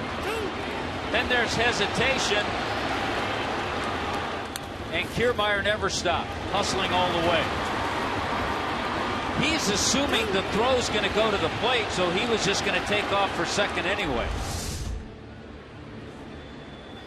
And it's ruled a double all the way. But Kiermaier has been terrific in this series. That's his 3rd double. He's homered. He has hustled everywhere. He's been electric on the bases. The Rays have 2 runs in the inning. Now they've got 2 in scoring position. And Brandon Guyer will hit for David DeJesus. Guyer smokes one to center. Ichiro is there, and he makes the catch. The Rays 6-2 on top of the Marlins in the 6th.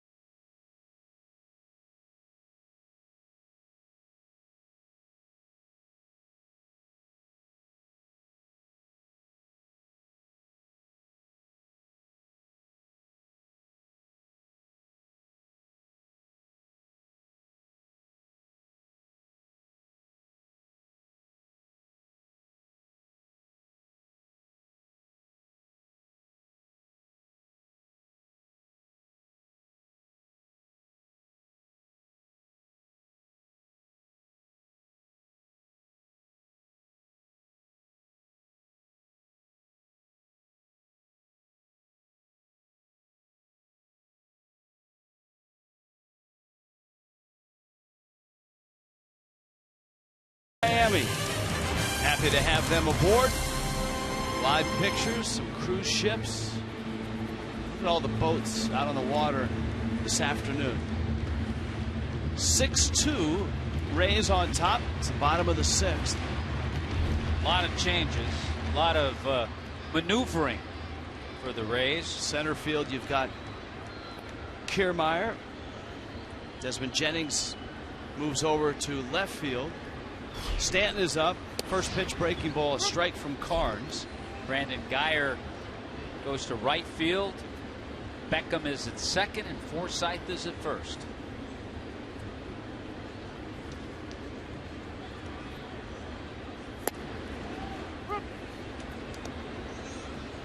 There's Beckham, who's playing second, but is actually over by short. There's Forsythe. He's the closest Ray to first with a shift on against Stanton. A fastball that's up.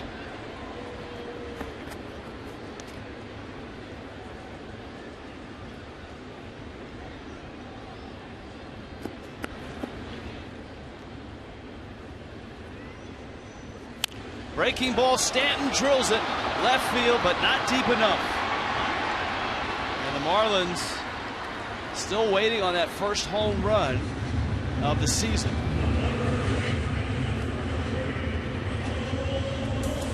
Whether it's a family celebration, networking event, fundraiser for your organization, arrange for your next group outing at Marlins Park. All new food and beverage options, VIP groups, all you can eat seats. The new Clevelander Sunday brunch, 1877 Marlins. Go to marlins.com/groups. Stanton a fly ball out. Morse is up, and then Ichiro Suzuki to follow. Throughout the week, you heard the phrase, "It's not time to panic." But certainly for Miami, there has to be concern, not only with their record at 1-4, their lack of offense. They've scored in 4 losses, just 3 runs. But as Tommy pointed out, some of the mental mistakes they've made in these ball games. There's some little things that need to be tidied up. And a lot of more weeks. We all know that. It's a long season. Nathan Carnes continues his mastery over the Marlins. 2 outs here in the 6th. And here is Ichiro.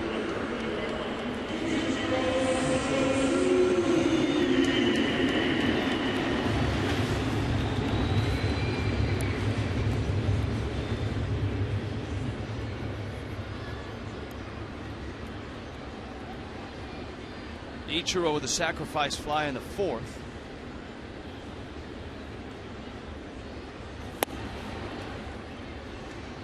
Two runs, 2 hits for Miami. Yesterday, no runs, 2 hits for the entire game for Miami. Well, the Marlins have been shut out twice this season.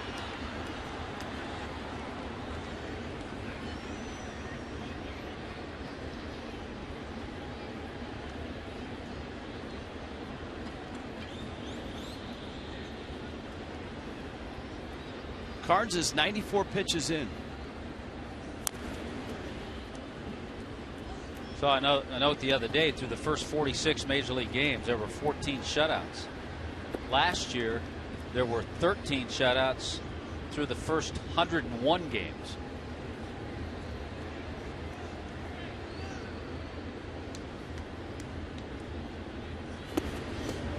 And Ichiro strikes out on a sharp breaking ball, the hammer, as Tommy Hutton called it early in the game. Nathan Carnes and the Rays are up 6-2.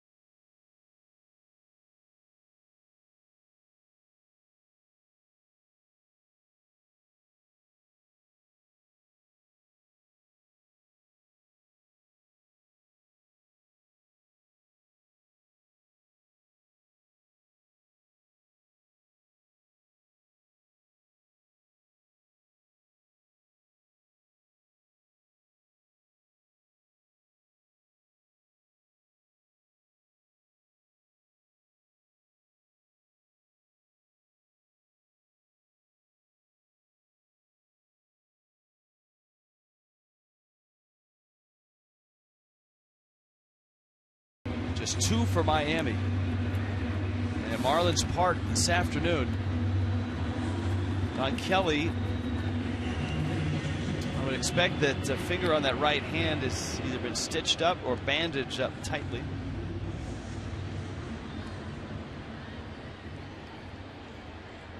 Yeah, a splint on that finger. We'll have to find out what the status of that will be for Don Kelly.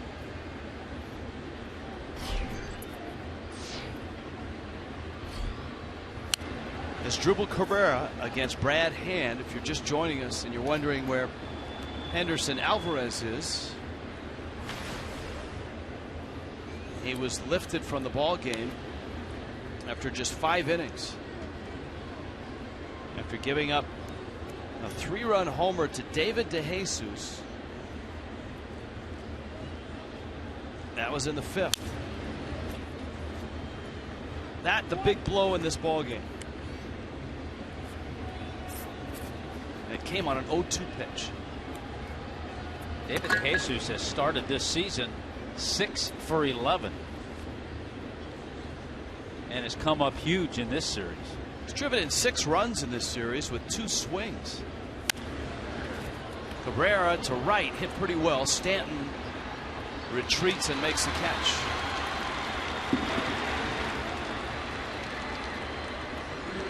Well, the theme for the Rays is hang in there until the reinforcements arrive, both in their rotation and in their lineup. Most notably in their rotation, Alex Cobb and Matt Moore, though Alex Colome and Drew Smyly are the closest to returning. Here's Longoria, and he fouls it. In their lineup, James Loney, Nick Franklin, and John Jaso. Yeah, the Rays have had an interesting run over the last 5 years. They've played better than 500 or better on the road, away from the Trop.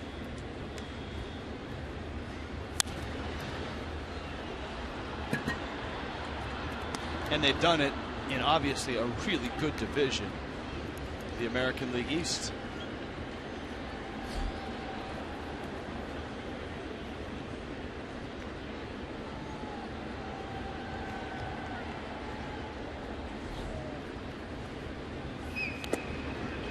Kevin Cash, their rookie manager.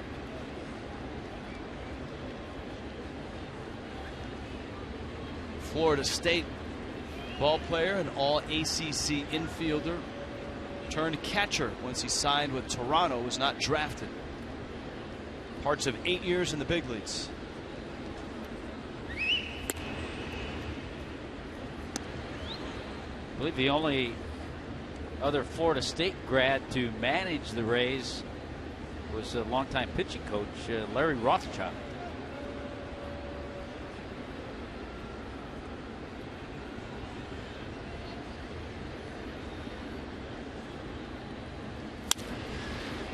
Center field, Ichiro is there. He makes the catch. Toyota Trend. All-time Citrus Series, knotted at 48. Pretty close. Look at that, runs.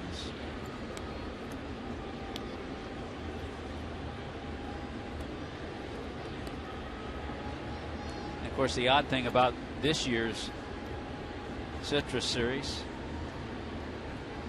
September 29th, 30th, and October 1st. Next time the Marlins see Tampa Bay. Echeverria throws out Desmond Jennings. Miami down 6-2 to Tampa Bay.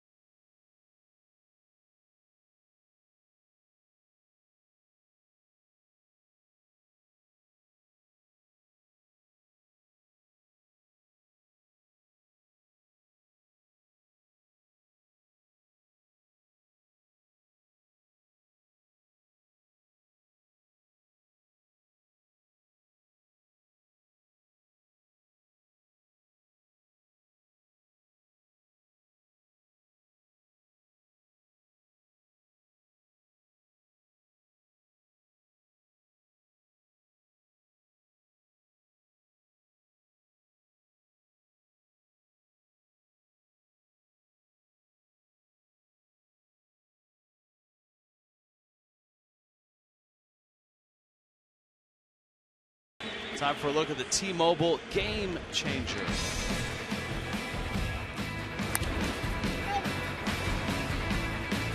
Game changer in this one starts with the starting pitching. Nathan Carnes in just his 7th Major League start. And he's been outstanding. And remember, this is a Rays team that started a reliever because of a shortage of starting pitchers on Friday night. And Carnes certainly has given them 6 very good innings. Just an earned run and just 2 hits. Yeah, they kind of patched things together in the first game of this series. And this is just bonus points for Kevin Cash and the Rays, with Carnes taking this game into the 7th.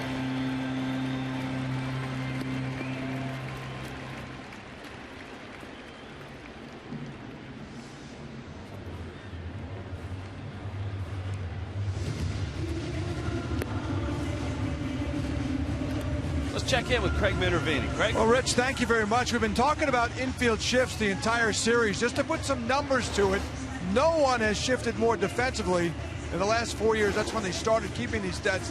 Then this club here, the Tampa Bay Rays, led by manager Joe Maddon, over 2,700 times the last 4 years. But last year alone, to show you how they ramped it up, they did it almost 1,200 times defensive shifts. That's about 7 a game. Where do the Marlins stand? Last year, the Marlins shifted 155 times. That is the 3rd least amount in Major League Baseball. Less than 1 time per game. We've seen it a few times, obviously, in this series with Dykstra. We've seen it with Ryan Howard, but for the most part, not too many shifts. Though, as we mentioned yesterday, Mike Redmond said they will look as the season goes on, how they pitch with Perry Hill's numbers and what he keeps track of, the infield coach, and probably incorporate shifting a little bit more. Then again, maybe one day Rob Manfred will have the final say and ban them altogether. That was a topic in the offseason. Guys? All right, thank you, Craig. Miami down 6-2, bottom 7. Nathan Carnes ventures into the 7th. Don't see too many starting pitchers get over 100 in the first week of the season. For Carnes, he's about there. This is his 2nd start of the year. Donovan Solano, Adeiny Echeverria, and Jeff Mathis for Miami. Solano knocks it in the gap. Kiermaier, who's been everywhere in this series, there to grab it. Solano with 2 good swings, but an 0 for 2. Hit a ball hard his first time up. And a line drive out to open the bottom of the 7th. I tell you, in his limited action, Donovan Solano has had some of the best swings this year so far for the Marlins. Now Echeverria, an 0 for 2 afternoon, a 1 for 20 start, and a breaking ball for a strike. Mathis on deck. Miami down 4, just 2 hits today, just 2 hits yesterday.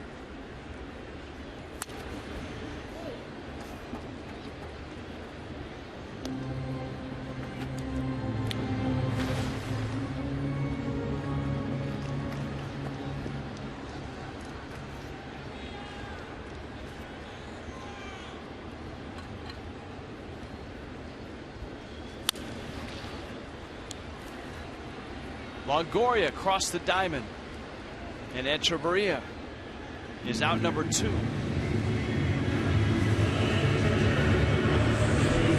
The word coming from Miami's clubhouse, not just a cut on the finger, but a fracture of the 4th finger. So Don Kelly fractured a finger on that ground ball, reaching for the ball with his glove hand, but that throwing hand a little too close to the glove. The ball clipped the end of it, fractured the finger.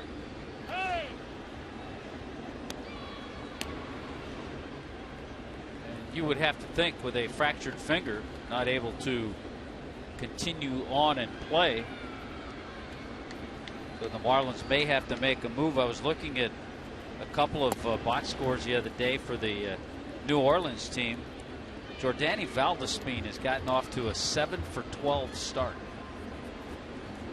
You know who's also off to a good start is JT Realmuto. Realmuto 5 for 10 in his first 2 games.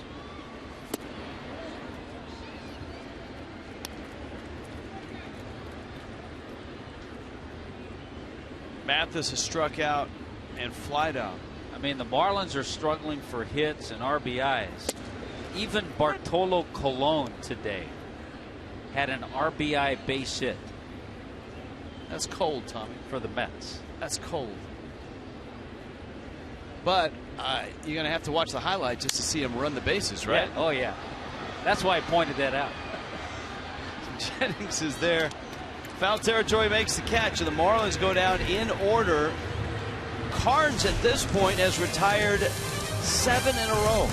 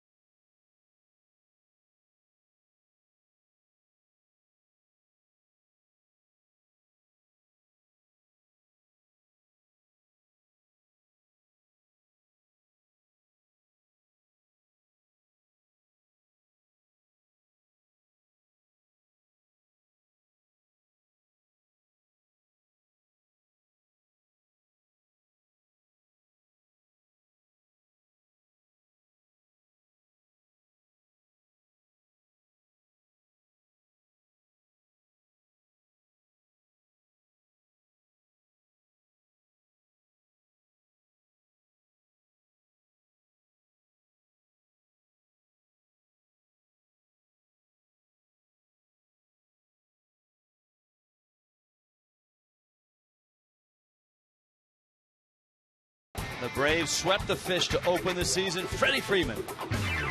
Love the 70s action cop music. Also starring David Wright. 7-time All-Star. Captain America. On to Philly.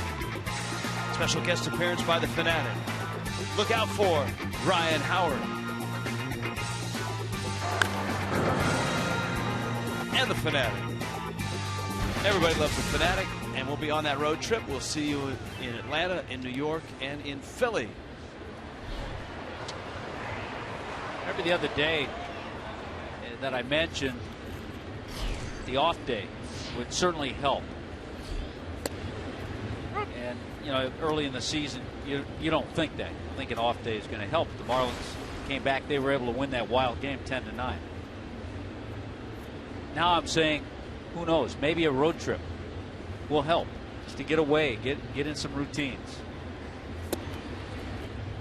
And as you pointed out, playing all the East, so an important trip as well.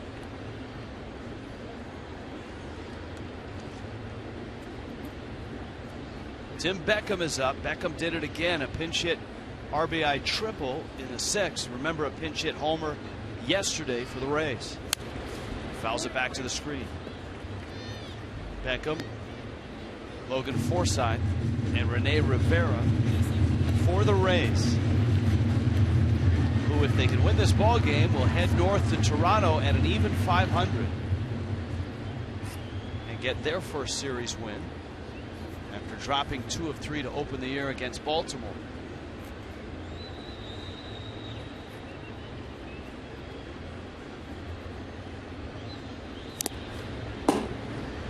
That foul tip caught the meat hand of Jeff Mathis, and he goes out to the mound hoping that whatever ails him right now diminishes. And here comes Mike Kozak, one of the Marlins trainers. Mathis hasn't lifted that right hand up yet.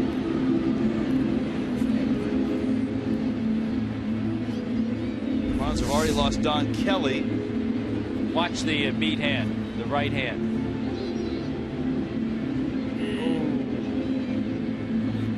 Right up on the knuckles.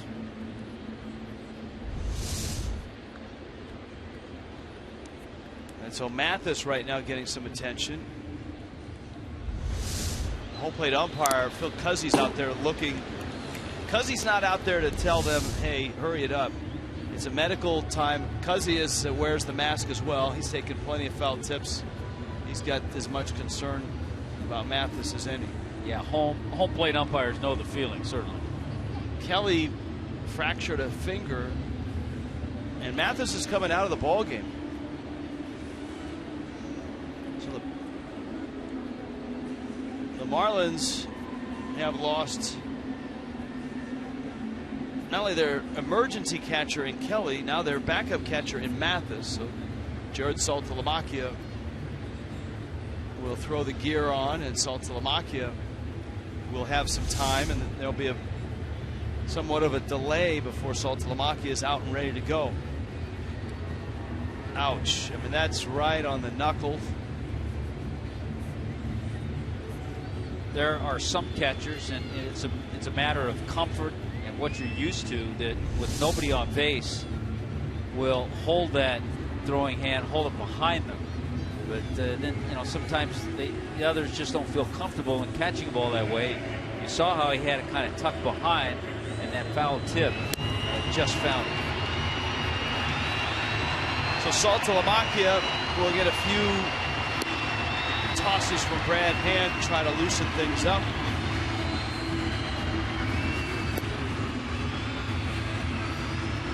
On a Sunday in Miami, the Rays have come out scrapping as they always do and lead Miami 6-2. Beckham climbs back in with the count 1-2.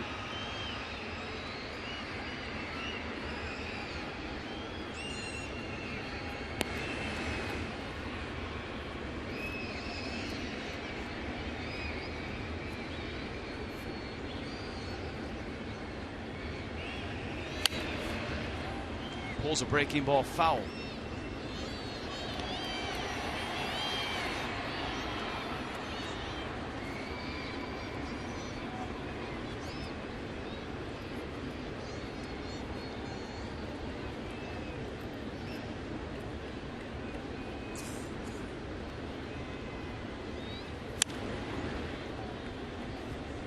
That one fouled off. A ball and 2 strikes. Phillies and Nationals in a tight one. That's the 7th. 2-1 Washington. That's in Philly. Mets and Braves are now tied at 3 going to the 8th. That's a Max Scherzer start for the Nationals. As Tommy pointed out, that's a Bartolo Colon start for the Mets. That would be strike 3 called.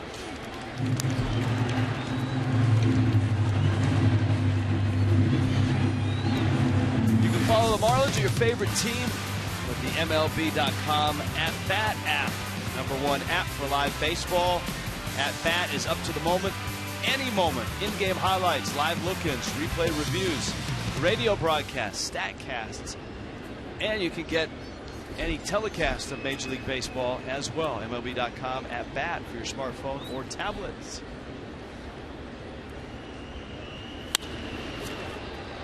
Into right center field, Forsythe sends Ichiro back to the track. He cuts it off, and Forsythe arrives at second with a 1-out double.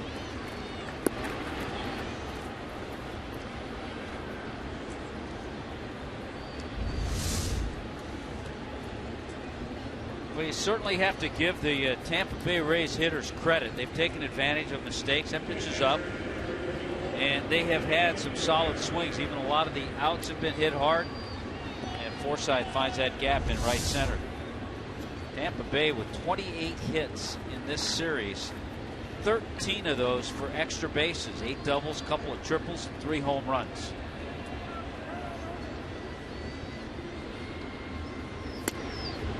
Rene Rivera takes out.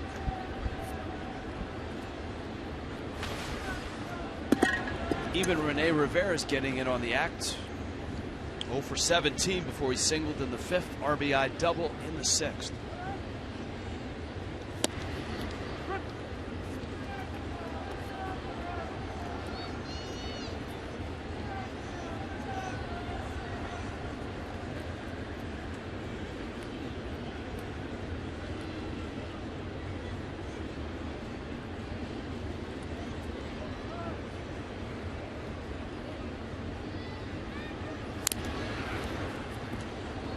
Now Saltalamacchia takes one off the hand.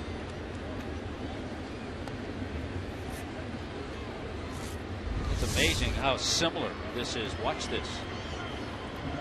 You see Salty's hand and wow, in the same spot. Was Johnny Bench the first to drop the hand back behind the leg? He was the first that really did a lot of one-hand catching and used, you used to see that old round pillow type catcher's mitt. Used a little bigger catcher's mitt.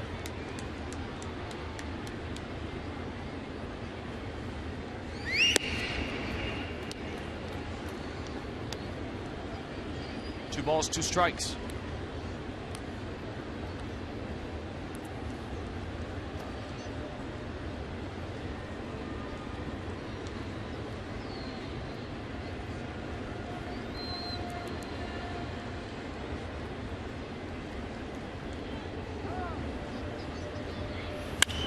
Two is hammered. Ichiro on the move, dives and knocks it down. Can't hold it. And Forsythe around third, he will score. That ball was crushed by Rene Rivera. Ichiro had it in his glove for a moment. Yeah, Rivera all of a sudden, as you mentioned, Rich, getting in on the hit parade. Good effort by Ichiro. Pops out of his glove. He's there. We've seen two balls, one to Christian Yelich, that one to Ichiro, catching the outfielders in the heel of that glove and just popping out, not able to hang on.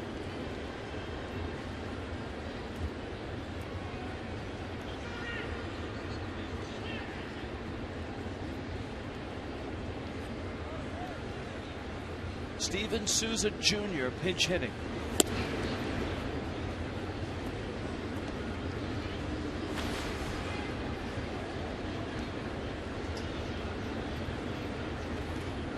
So 3 runs given up by Brad Hand.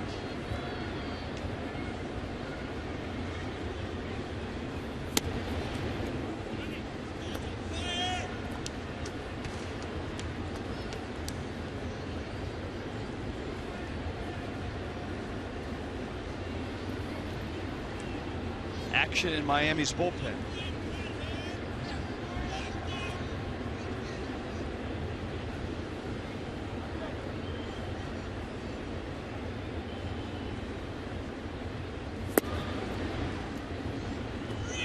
Three and 0.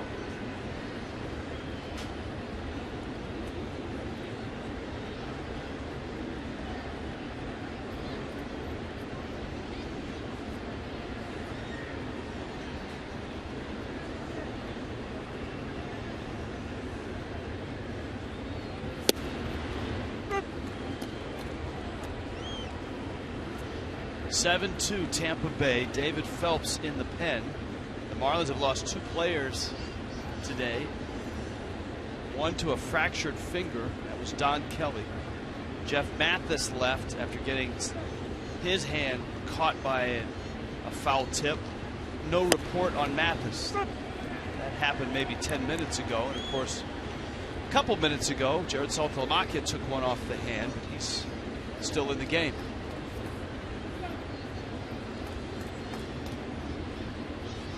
There's Kelly.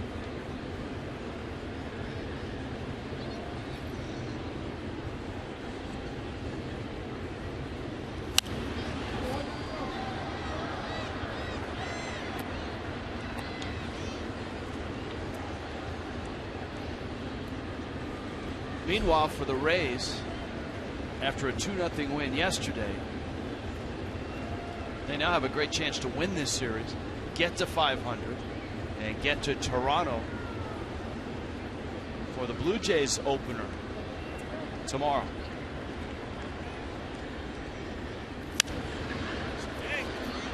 High fly ball. Ichiro. 2 outs.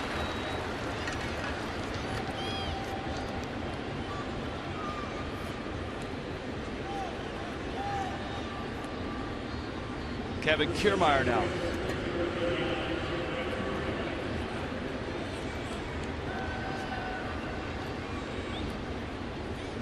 Nathan Karns has been terrific for the Rays. He's limited Miami to 2 runs on 2 hits.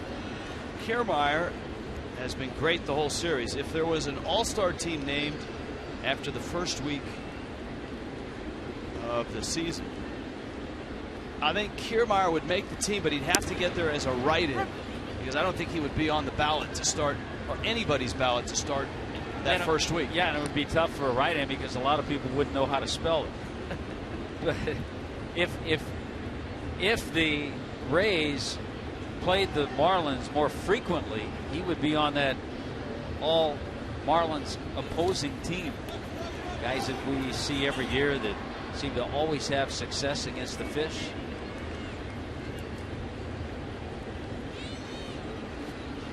And when the Marlins and the Rays meet in late September, it will be interesting to see what kind of year a guy like Kiermaier has had. Does Tim Beckham finally stick in the big leagues and become a productive player after climbing his way through the minor leagues? It'll be interesting to see where both of these teams stand in their divisions, what their records will be. If the Rays get all that starting pitching back, and certainly if Loney, and I think Nick Franklin is a really interesting player. Jaso, we would hope, will be back soon. Yeah, Jaso, good on-base guy, you know, clutch hits. Loney always very solid. He's going to hit you 280, 290. Played very good defense at first base.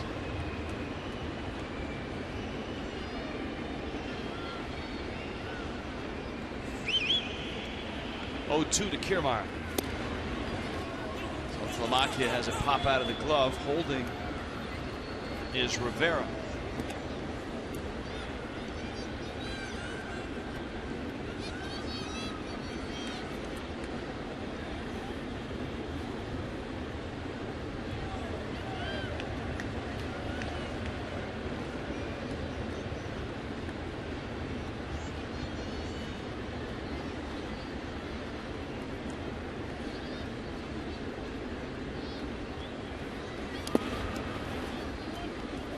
Two balls, 2 strikes. I think one of the initial plans, Rich, was for Tampa to have Franklin at short and Cabrera, Asdrubal Cabrera, at second base. Even though Cabrera had so many fine years as a shortstop with the Indians, we saw him at second last year with the Nationals.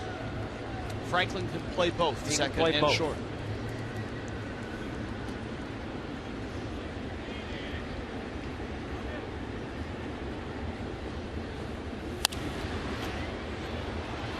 Shallow right, Stanton and Gordon. And it's Stanton who makes the catch.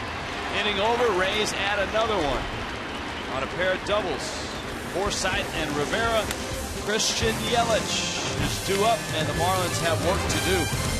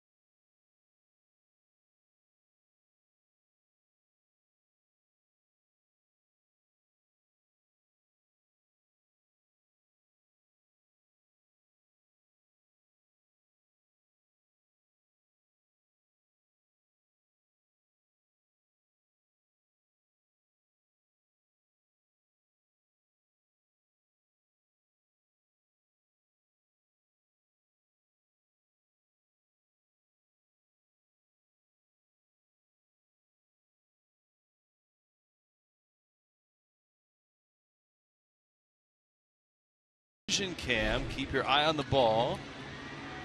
Randeye.com/LASIK. This, the ground ball that clipped a finger and fractured a finger of Don Kelly. That one got Jeff Mathis square on the hand. This one gets Jared Saltalamacchia on the hand. Kelly in a splint. Mathis has been in the clubhouse for the last half an hour. Saltalamacchia stayed in the ball game. And we have not gotten a report on Jeff Mathis. Jeff Beliveau, whom the Marlins saw in game 1 of the series. In for the Rays, Nathan Carnes. 7 innings. I don't know that the Rays could ask much more of Carnes. In his 7 innings, 2 hits, 2 runs.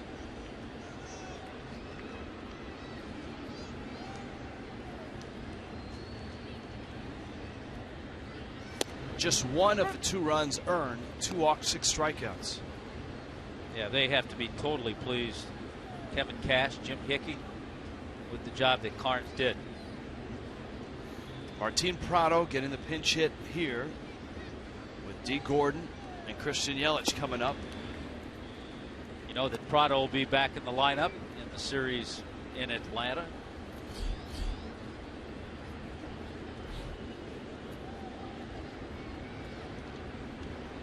Gordon has one of the 2 hits, an RBI triple.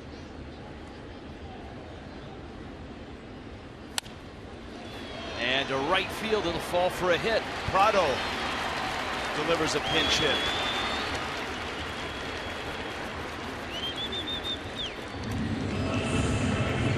Yeah, sometimes it's amazing what gets a hitter back on track. And to this point, getting some time off, but getting a pinch hit, AB, and then having a good at bat and a good swing and picking up a base hit. You'd like to see that get Martin Prado on track as the ball club gets ready to take off on the road.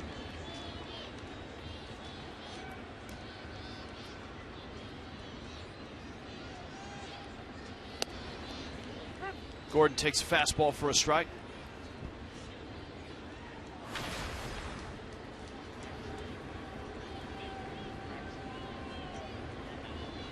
Well, the report from the Marlins clubhouse is not good on Mathis. He has a fractured finger as well.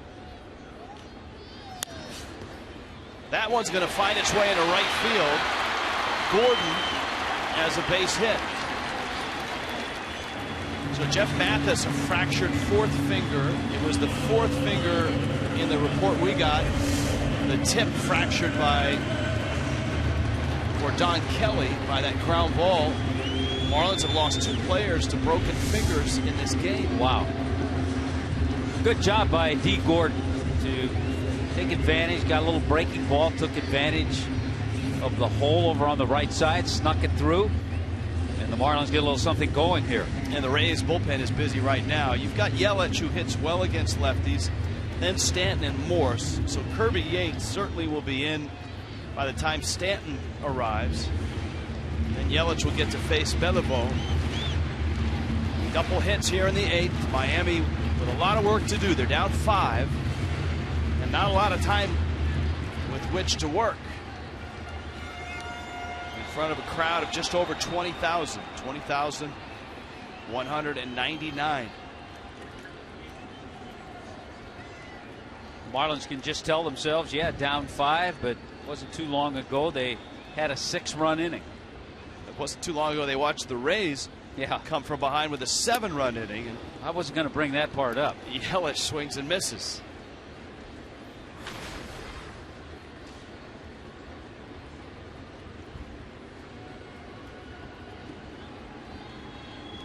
Stanton in the offing.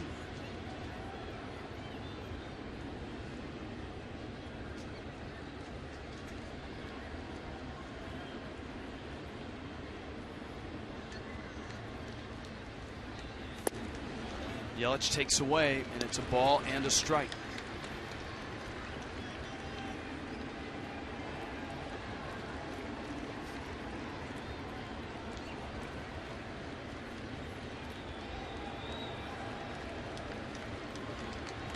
Prado and Gordon have opened the inning with hits.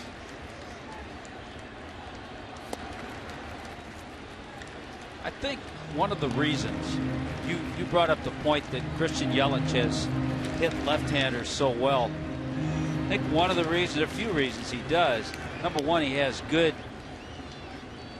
side of the zone. He doesn't chase a lot. A lot of left-handed batters will chase stuff off the plate from lefties. He also goes the other way well. Hits the ball into left field.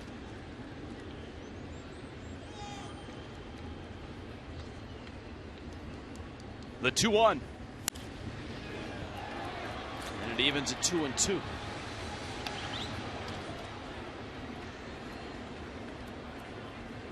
Yelich an infield hit, a walk, and he's bounced out.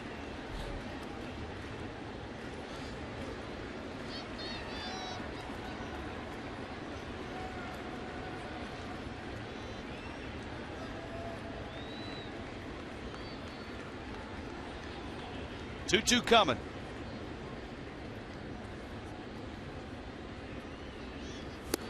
Got him. Down goes Yelich. So Beliveau gets Yelich. Kevin Cash is already out of the dugout, and we'll get the right-hander to face Stanton. Well, he had a pretty good pitch to hit too, fastball, but Beliveau kept it away and was just able to get it past Yelich. Kendall Toyota called to the bullpen. Kirby Yates coming in for the Rays.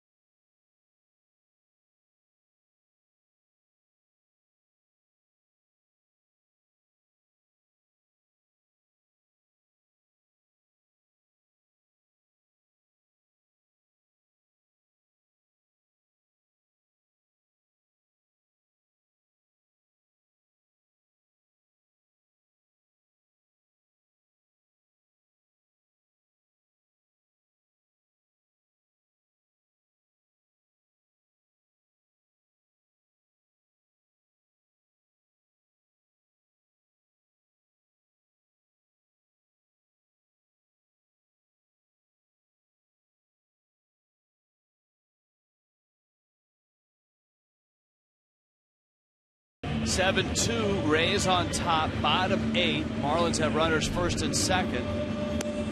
It's been a struggle offensively for the Marlins this first week of the 2015 season, and that has been the theme, save the first game of the series where the Marlins had a big night offensively and scored 10 runs. Yesterday they were shut out by Chris Archer, and the back end of the bullpen had just 2 hits. In this ball game, 4 hits and 2 runs. And Yates arrives for Stanton with runners first and second.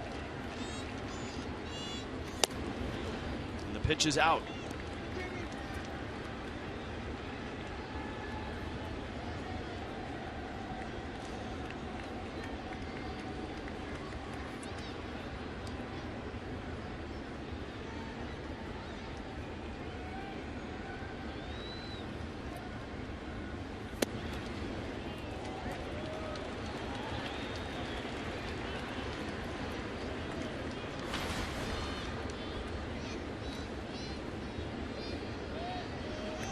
Continue to see how pitchers have tried to slide her away, up and in with fastballs.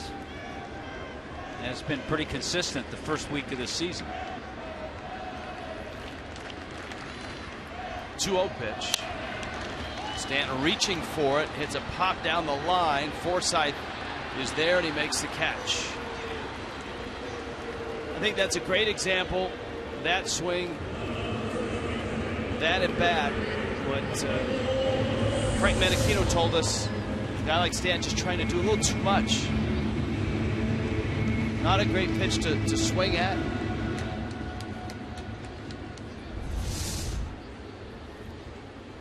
And trust me, it'll come. It's just frustrating waiting.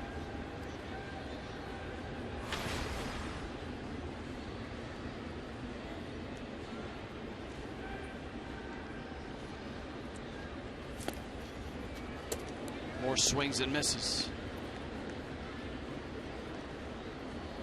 And the discussion with Menachino was more as a group, not one individual. He said there's a lot of hitters in the lineup that just pressing, trying to do too much.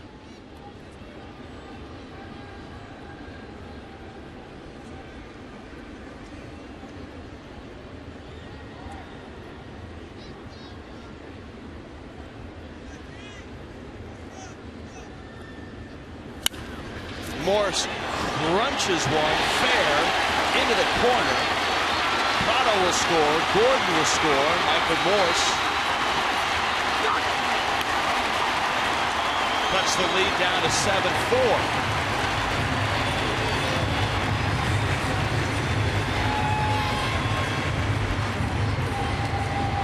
It'll come. Guys like Michael Morse, John Carlo are run producers. And that's a good way to get things going for Michael Morse today, picking up a couple of RBIs and just hammering this ball down that left field line.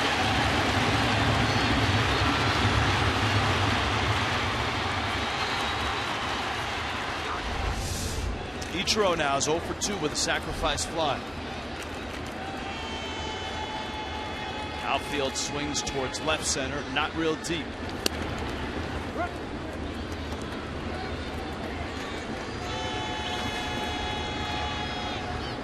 Morse with 4 RBIs in this series.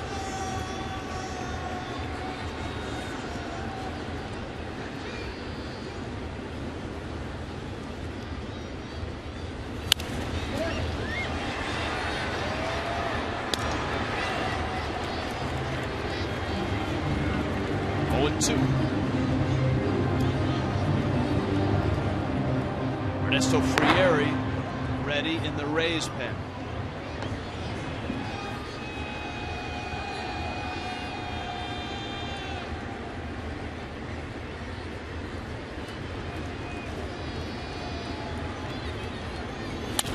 Ichiro, a ground ball in the left field, a base hit. Morse won't score.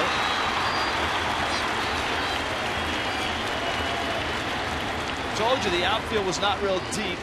Jennings in left was shallow.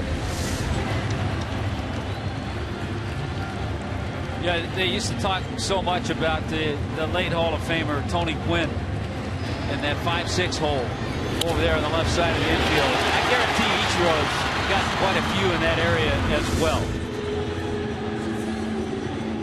And that'll be the last hitter that Kirby Yates faces. Yates comes in for just 2, gets Stanton.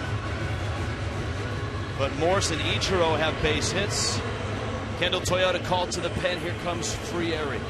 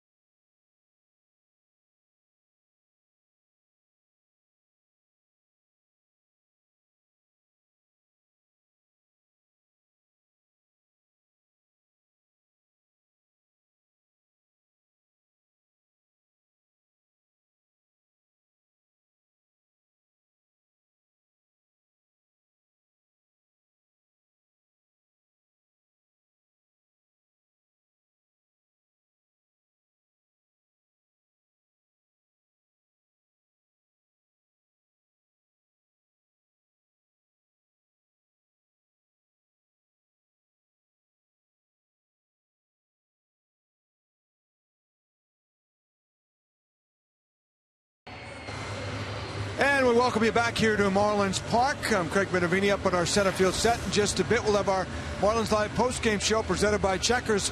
Take a look at a crazy game here. Some injuries for the Marlins. We'll update you on what's going on and who may be coming up for the Fish. We'll look at the offense, the ups and the downs, highlights, reaction, a whole lot more with Jeff Conine. We'll be here in just a few. Back to you. All right, thank you, Craig. Donovan Solano, Ernesto Frieri, liner down the left field line, and it's foul, just foul. And that would have scored 2 and would have cut it to 7-6. Solano 0 for 2 in the ball game. He's lined out to deep center, and he hit a sharp ground ball for an out. Ernesto Frieri is in out of the bullpen. Miami with runners at the corners. Solano in for Don Kelly, who left with a fractured finger. Jeff Mathis has also left with a fractured finger. There's Frieri. We talked about it last AB for Donovan Solano. Good at bats all year. 2 hits and 7 trips, but he has swung the bat well. He's hit some balls very hard. He's behind the count, though, 0-2. Frieri works quickly. Solano shoots that to right field. Geyer is there, and he makes the catch.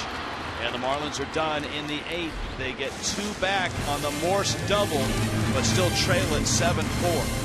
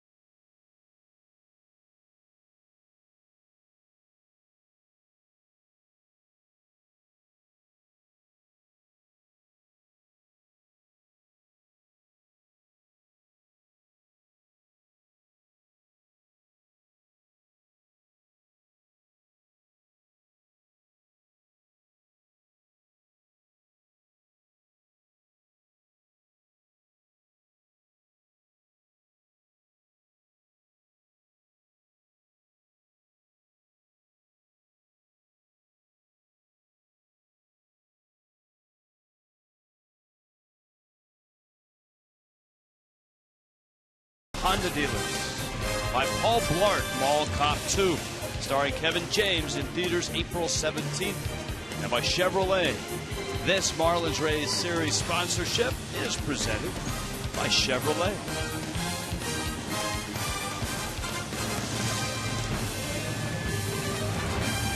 Live from the Goodyear Blimp, a shot of Marlins Park.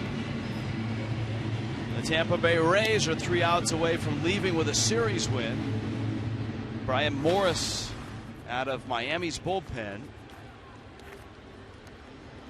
3rd pitcher to work. Marlins got 3 innings out of Brad Hand in relief of Henderson Alvarez. Hand 6 innings, 3 runs. Martin Prado, who came in and delivered a pinch hit, stays in the ball game, and thus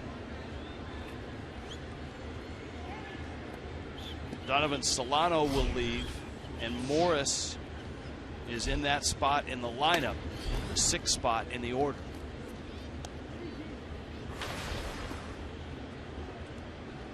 Brandon Geyer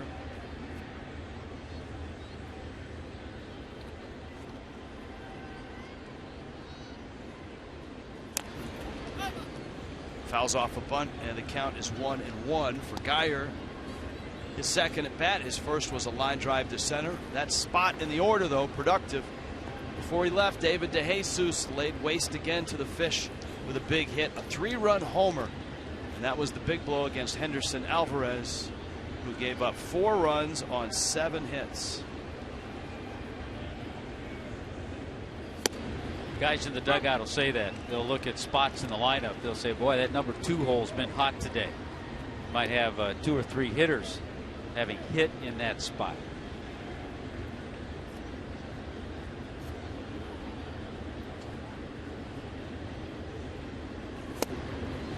Geyer strikes out. Morris has out number 1 here in the 9th inning. Well, Brian Morris, with that nasty slider, cools off that number 2 spot a little bit. Marlins have suffered 2 hand injuries in this ball game. Losing Jeff Mathis and Don Kelly. They have 1 man left on their bench, and that's Marcell Ozuna. And you would expect to see possibly Ozuna, although the pitcher spot hidden deep in the lineup. Yeah, it's tough because you have Salty batting second, and you can't pinch hit for him, and he's the last catcher standing. And you're out of not only catchers but emergency catchers. That's Kelly's role. And leading off the inning, you'd probably just go ahead and have Echeverria lead the inning off. So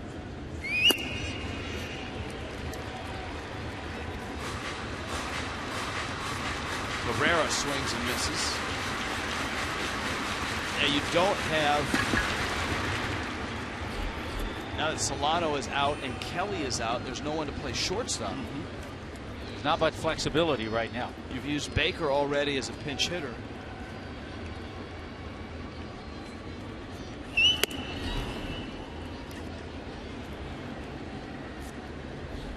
In an emergency, I mean, you could always bring Yelich to first and push Morse out to an infield spot.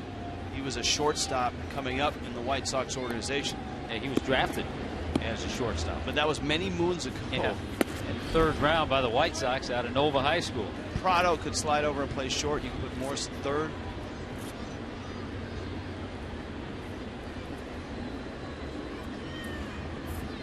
As Craig pointed out, stick around for Marlins Live. More on the injuries and maybe a quick peek at some of the guys in AAA who might be called upon.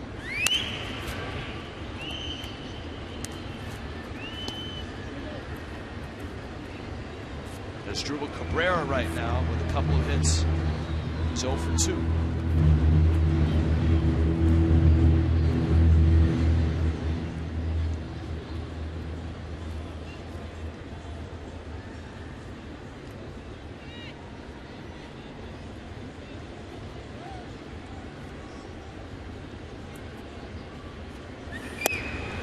Well, that's a good pitch, just missed.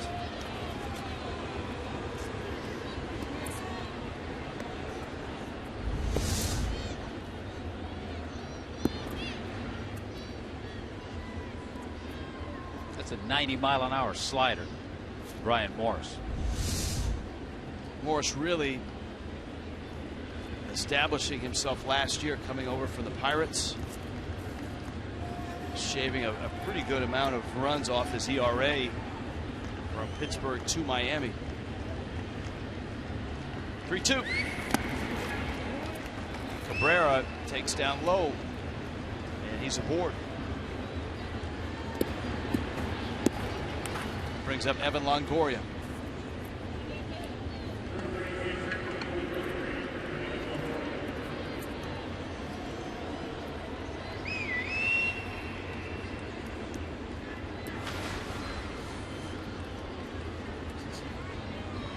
Longoria has lined into a double play, doubled. 1 out. Jennings on deck. Morris in relief of Brad Hand. Brian Morris actually drafted a couple of times. First time it was by the Tampa Bay Rays. He was in junior college in Tennessee.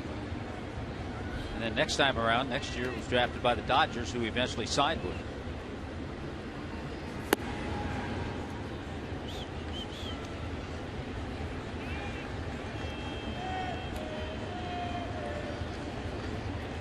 Marlins headed to Atlanta.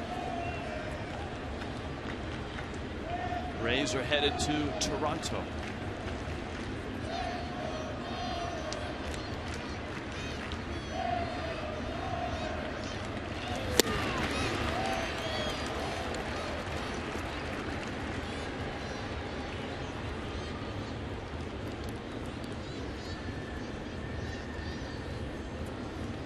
Counts 2-1.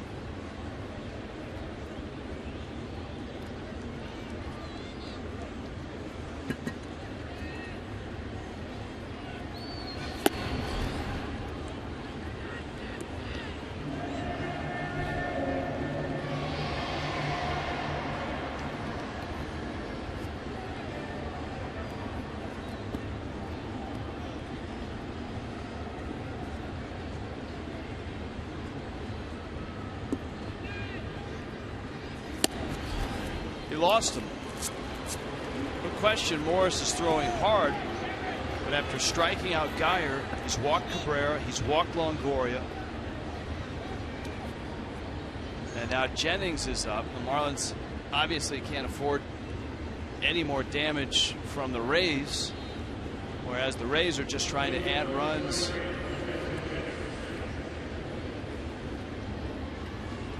And put themselves comfortably on top and headed to Toronto with a .500 record.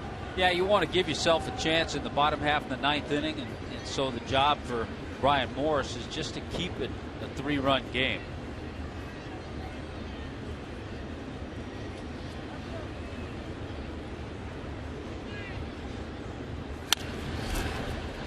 In and out of Morris's glove, out there, Gordon's turn, safe there.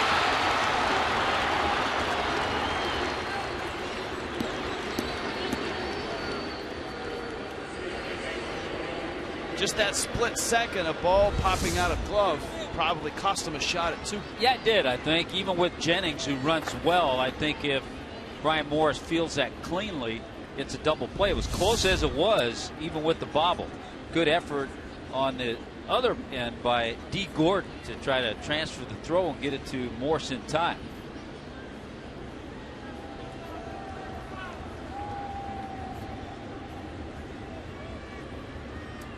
So Tim Beckham pulls in.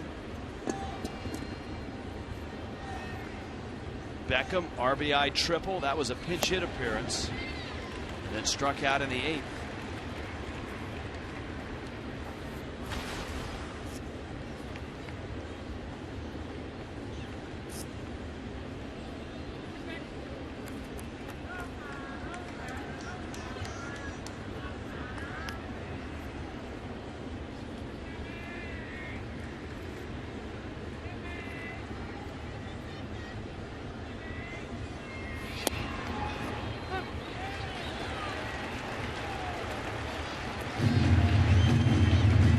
Two.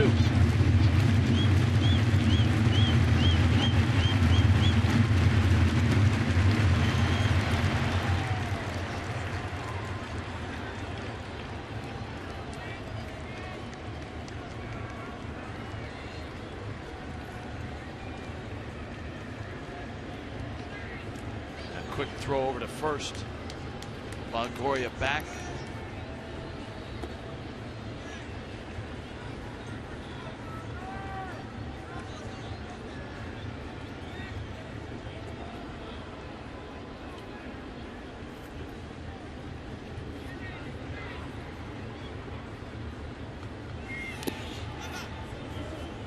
Good job by Salty. Keep the runners where they are.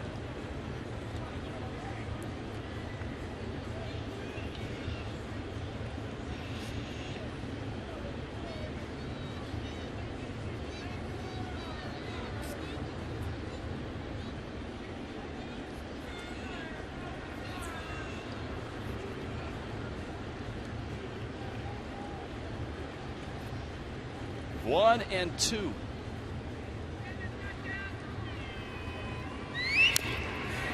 Foul at the plate. Tommy had noted that Bartolo Colon had an RBI hit and just had a chance to take a peek at the video. It's glorious. It's worth the watch. It is.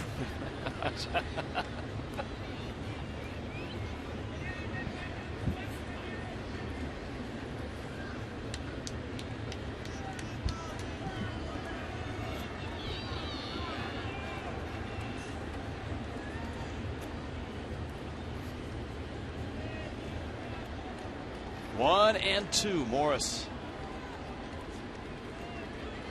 to Beckham. He pulls it foul.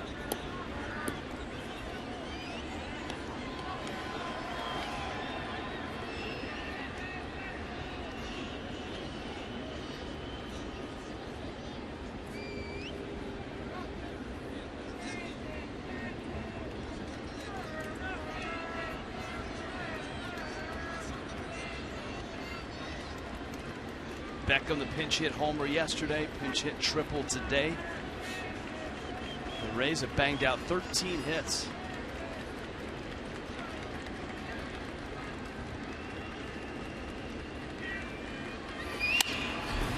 And that's another one. There's number 14 into right field. Another nice series for Tim Beckham.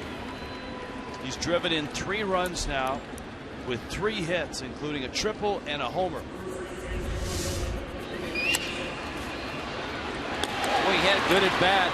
You got to give him credit for that. It's just been frustrating for the Marlins.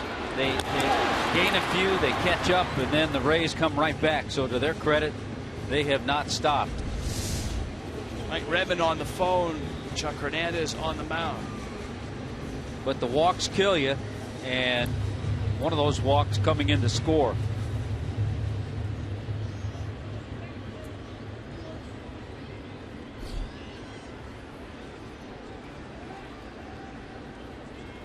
Now Logan Forsythe, David Phelps up for the 2nd time.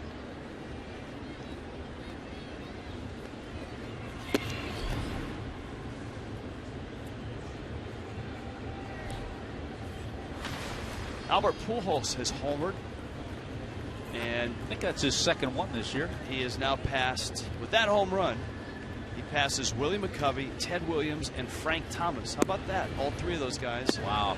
We're at 521. I was going to say 521. Always remembered Willie McCovey was at 521.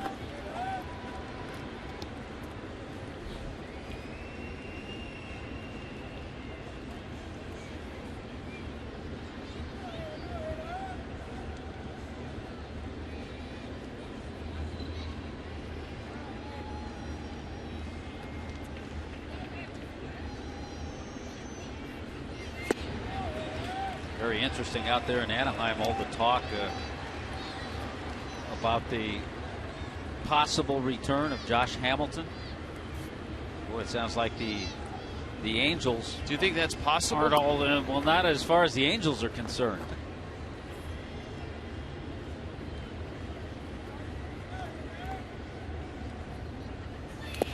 In the dirt, Saltalamacchia knocks it down, although C.J. Wilson, probably the first teammate to speak up in defense of Hamilton.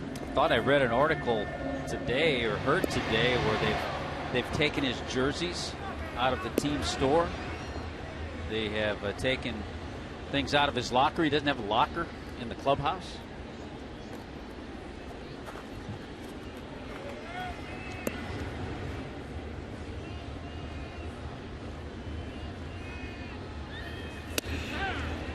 That is strike 3, and Morris finally ends the top of the 9th.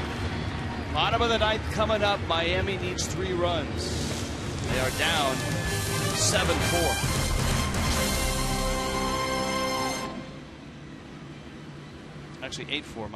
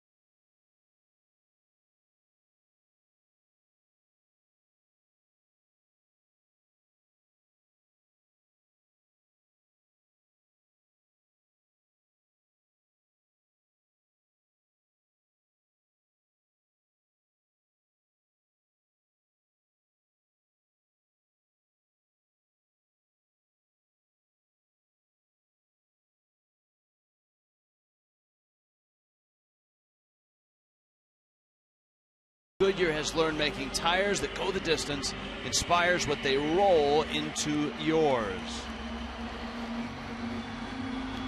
8-4, not 7-4, 8-4. The Rays on top of the Marlins. Echeverria, fastball up from Ernesto Frieri, who tries to finish things for the Rays.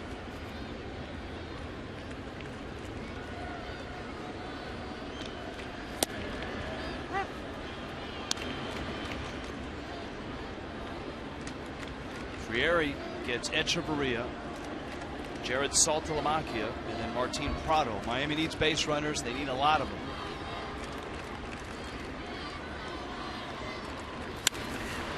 And Echeverria to center field. A tough homestand for Etch. 1 for 22. Well, that's a tough start of a season. That's not the way you draw it up in spring training. All the work, all the ABs, all the batting practice. And that's when you're really going to have to dip back into baseball mode and just say, you know, it's a long, long season. You have to put that week aside, and you can't try to catch it all, get it all back either. Saltalamacchia, right center, hits it deep and hits it out. A solo homer by Jared Saltalamacchia.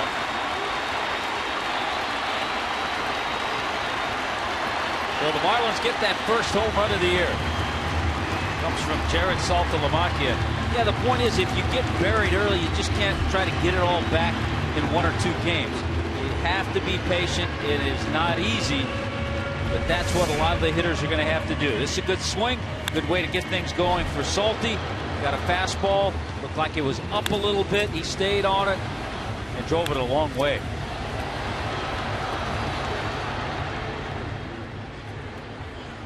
Martin Prado now. A pinch hit single in the 8th, stayed in the ball game. Frieri misses out, and it's 1-0.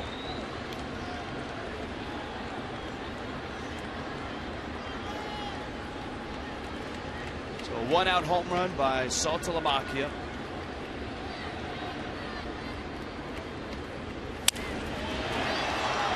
Prado to left. Jennings is there and he makes the catch.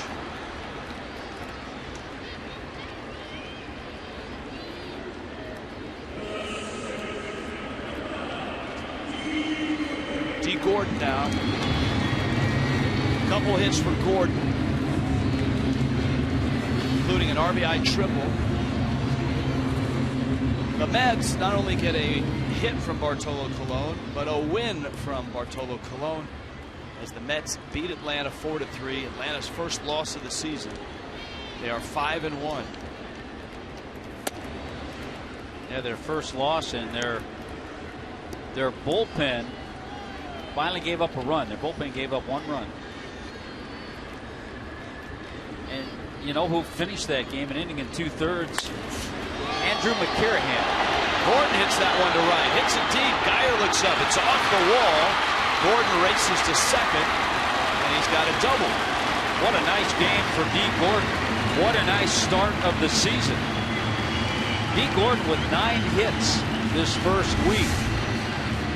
Has a single, a double, and a triple in this one this afternoon. Very good to see. And he nearly hit that ball out.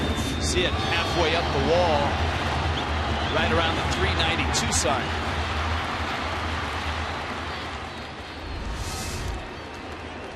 Jim Hickey on his way out to talk to Frieri. Ray's bullpen starts to scurry. Yelich, then Stanton, then Morse. Miami still down 8-5. Well, again, the frustrating part. Marlins got a run in the 4th. Rays came back with 3 in the 5th. Marlins got 1 in the bottom half of the 5th. Tampa Bay got a couple in the top half of the next inning. So it's been that kind of back and forth, which for a manager, which for players, very, very frustrating.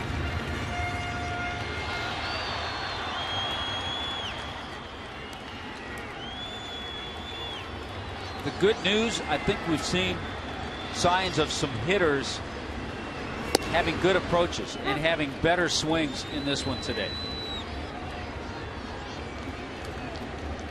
Yelich had an infield hit back in the first. Stanton on deck is 0 for 4. And Yelich rolls over on a bouncer to Beckham, and it's over. The Rays win the series. An 8-5 win here. After the Marlins won a wild one on Friday night. It was Chris Archer and company shutting down the Marlins yesterday. And today, Nathan Carnes, 7 innings, 2 hits, and 2 runs. 4 big hits from Tim Beckham. 4 doubles from Kevin Kiermaier. And another 3-run hit from David DeJesus, a 3-run homer in this one. He had a 3-run double earlier in the series. This is a Rays team, Tommy Hutton, that heads to Toronto with a little bounce in their step, and it's a Marlins team that heads to Atlanta with work to do, especially on the offensive side. Work to do in week number 2, and the Rays will play a pretty good Toronto team, another team that's going to battle in that East. But all in all, I think we saw a few better swings. Hopefully everything's moving in the right direction as the ball club heads to Atlanta. Marlins Live is coming up. The Rays take the series with an 8-5 win here on a Sunday.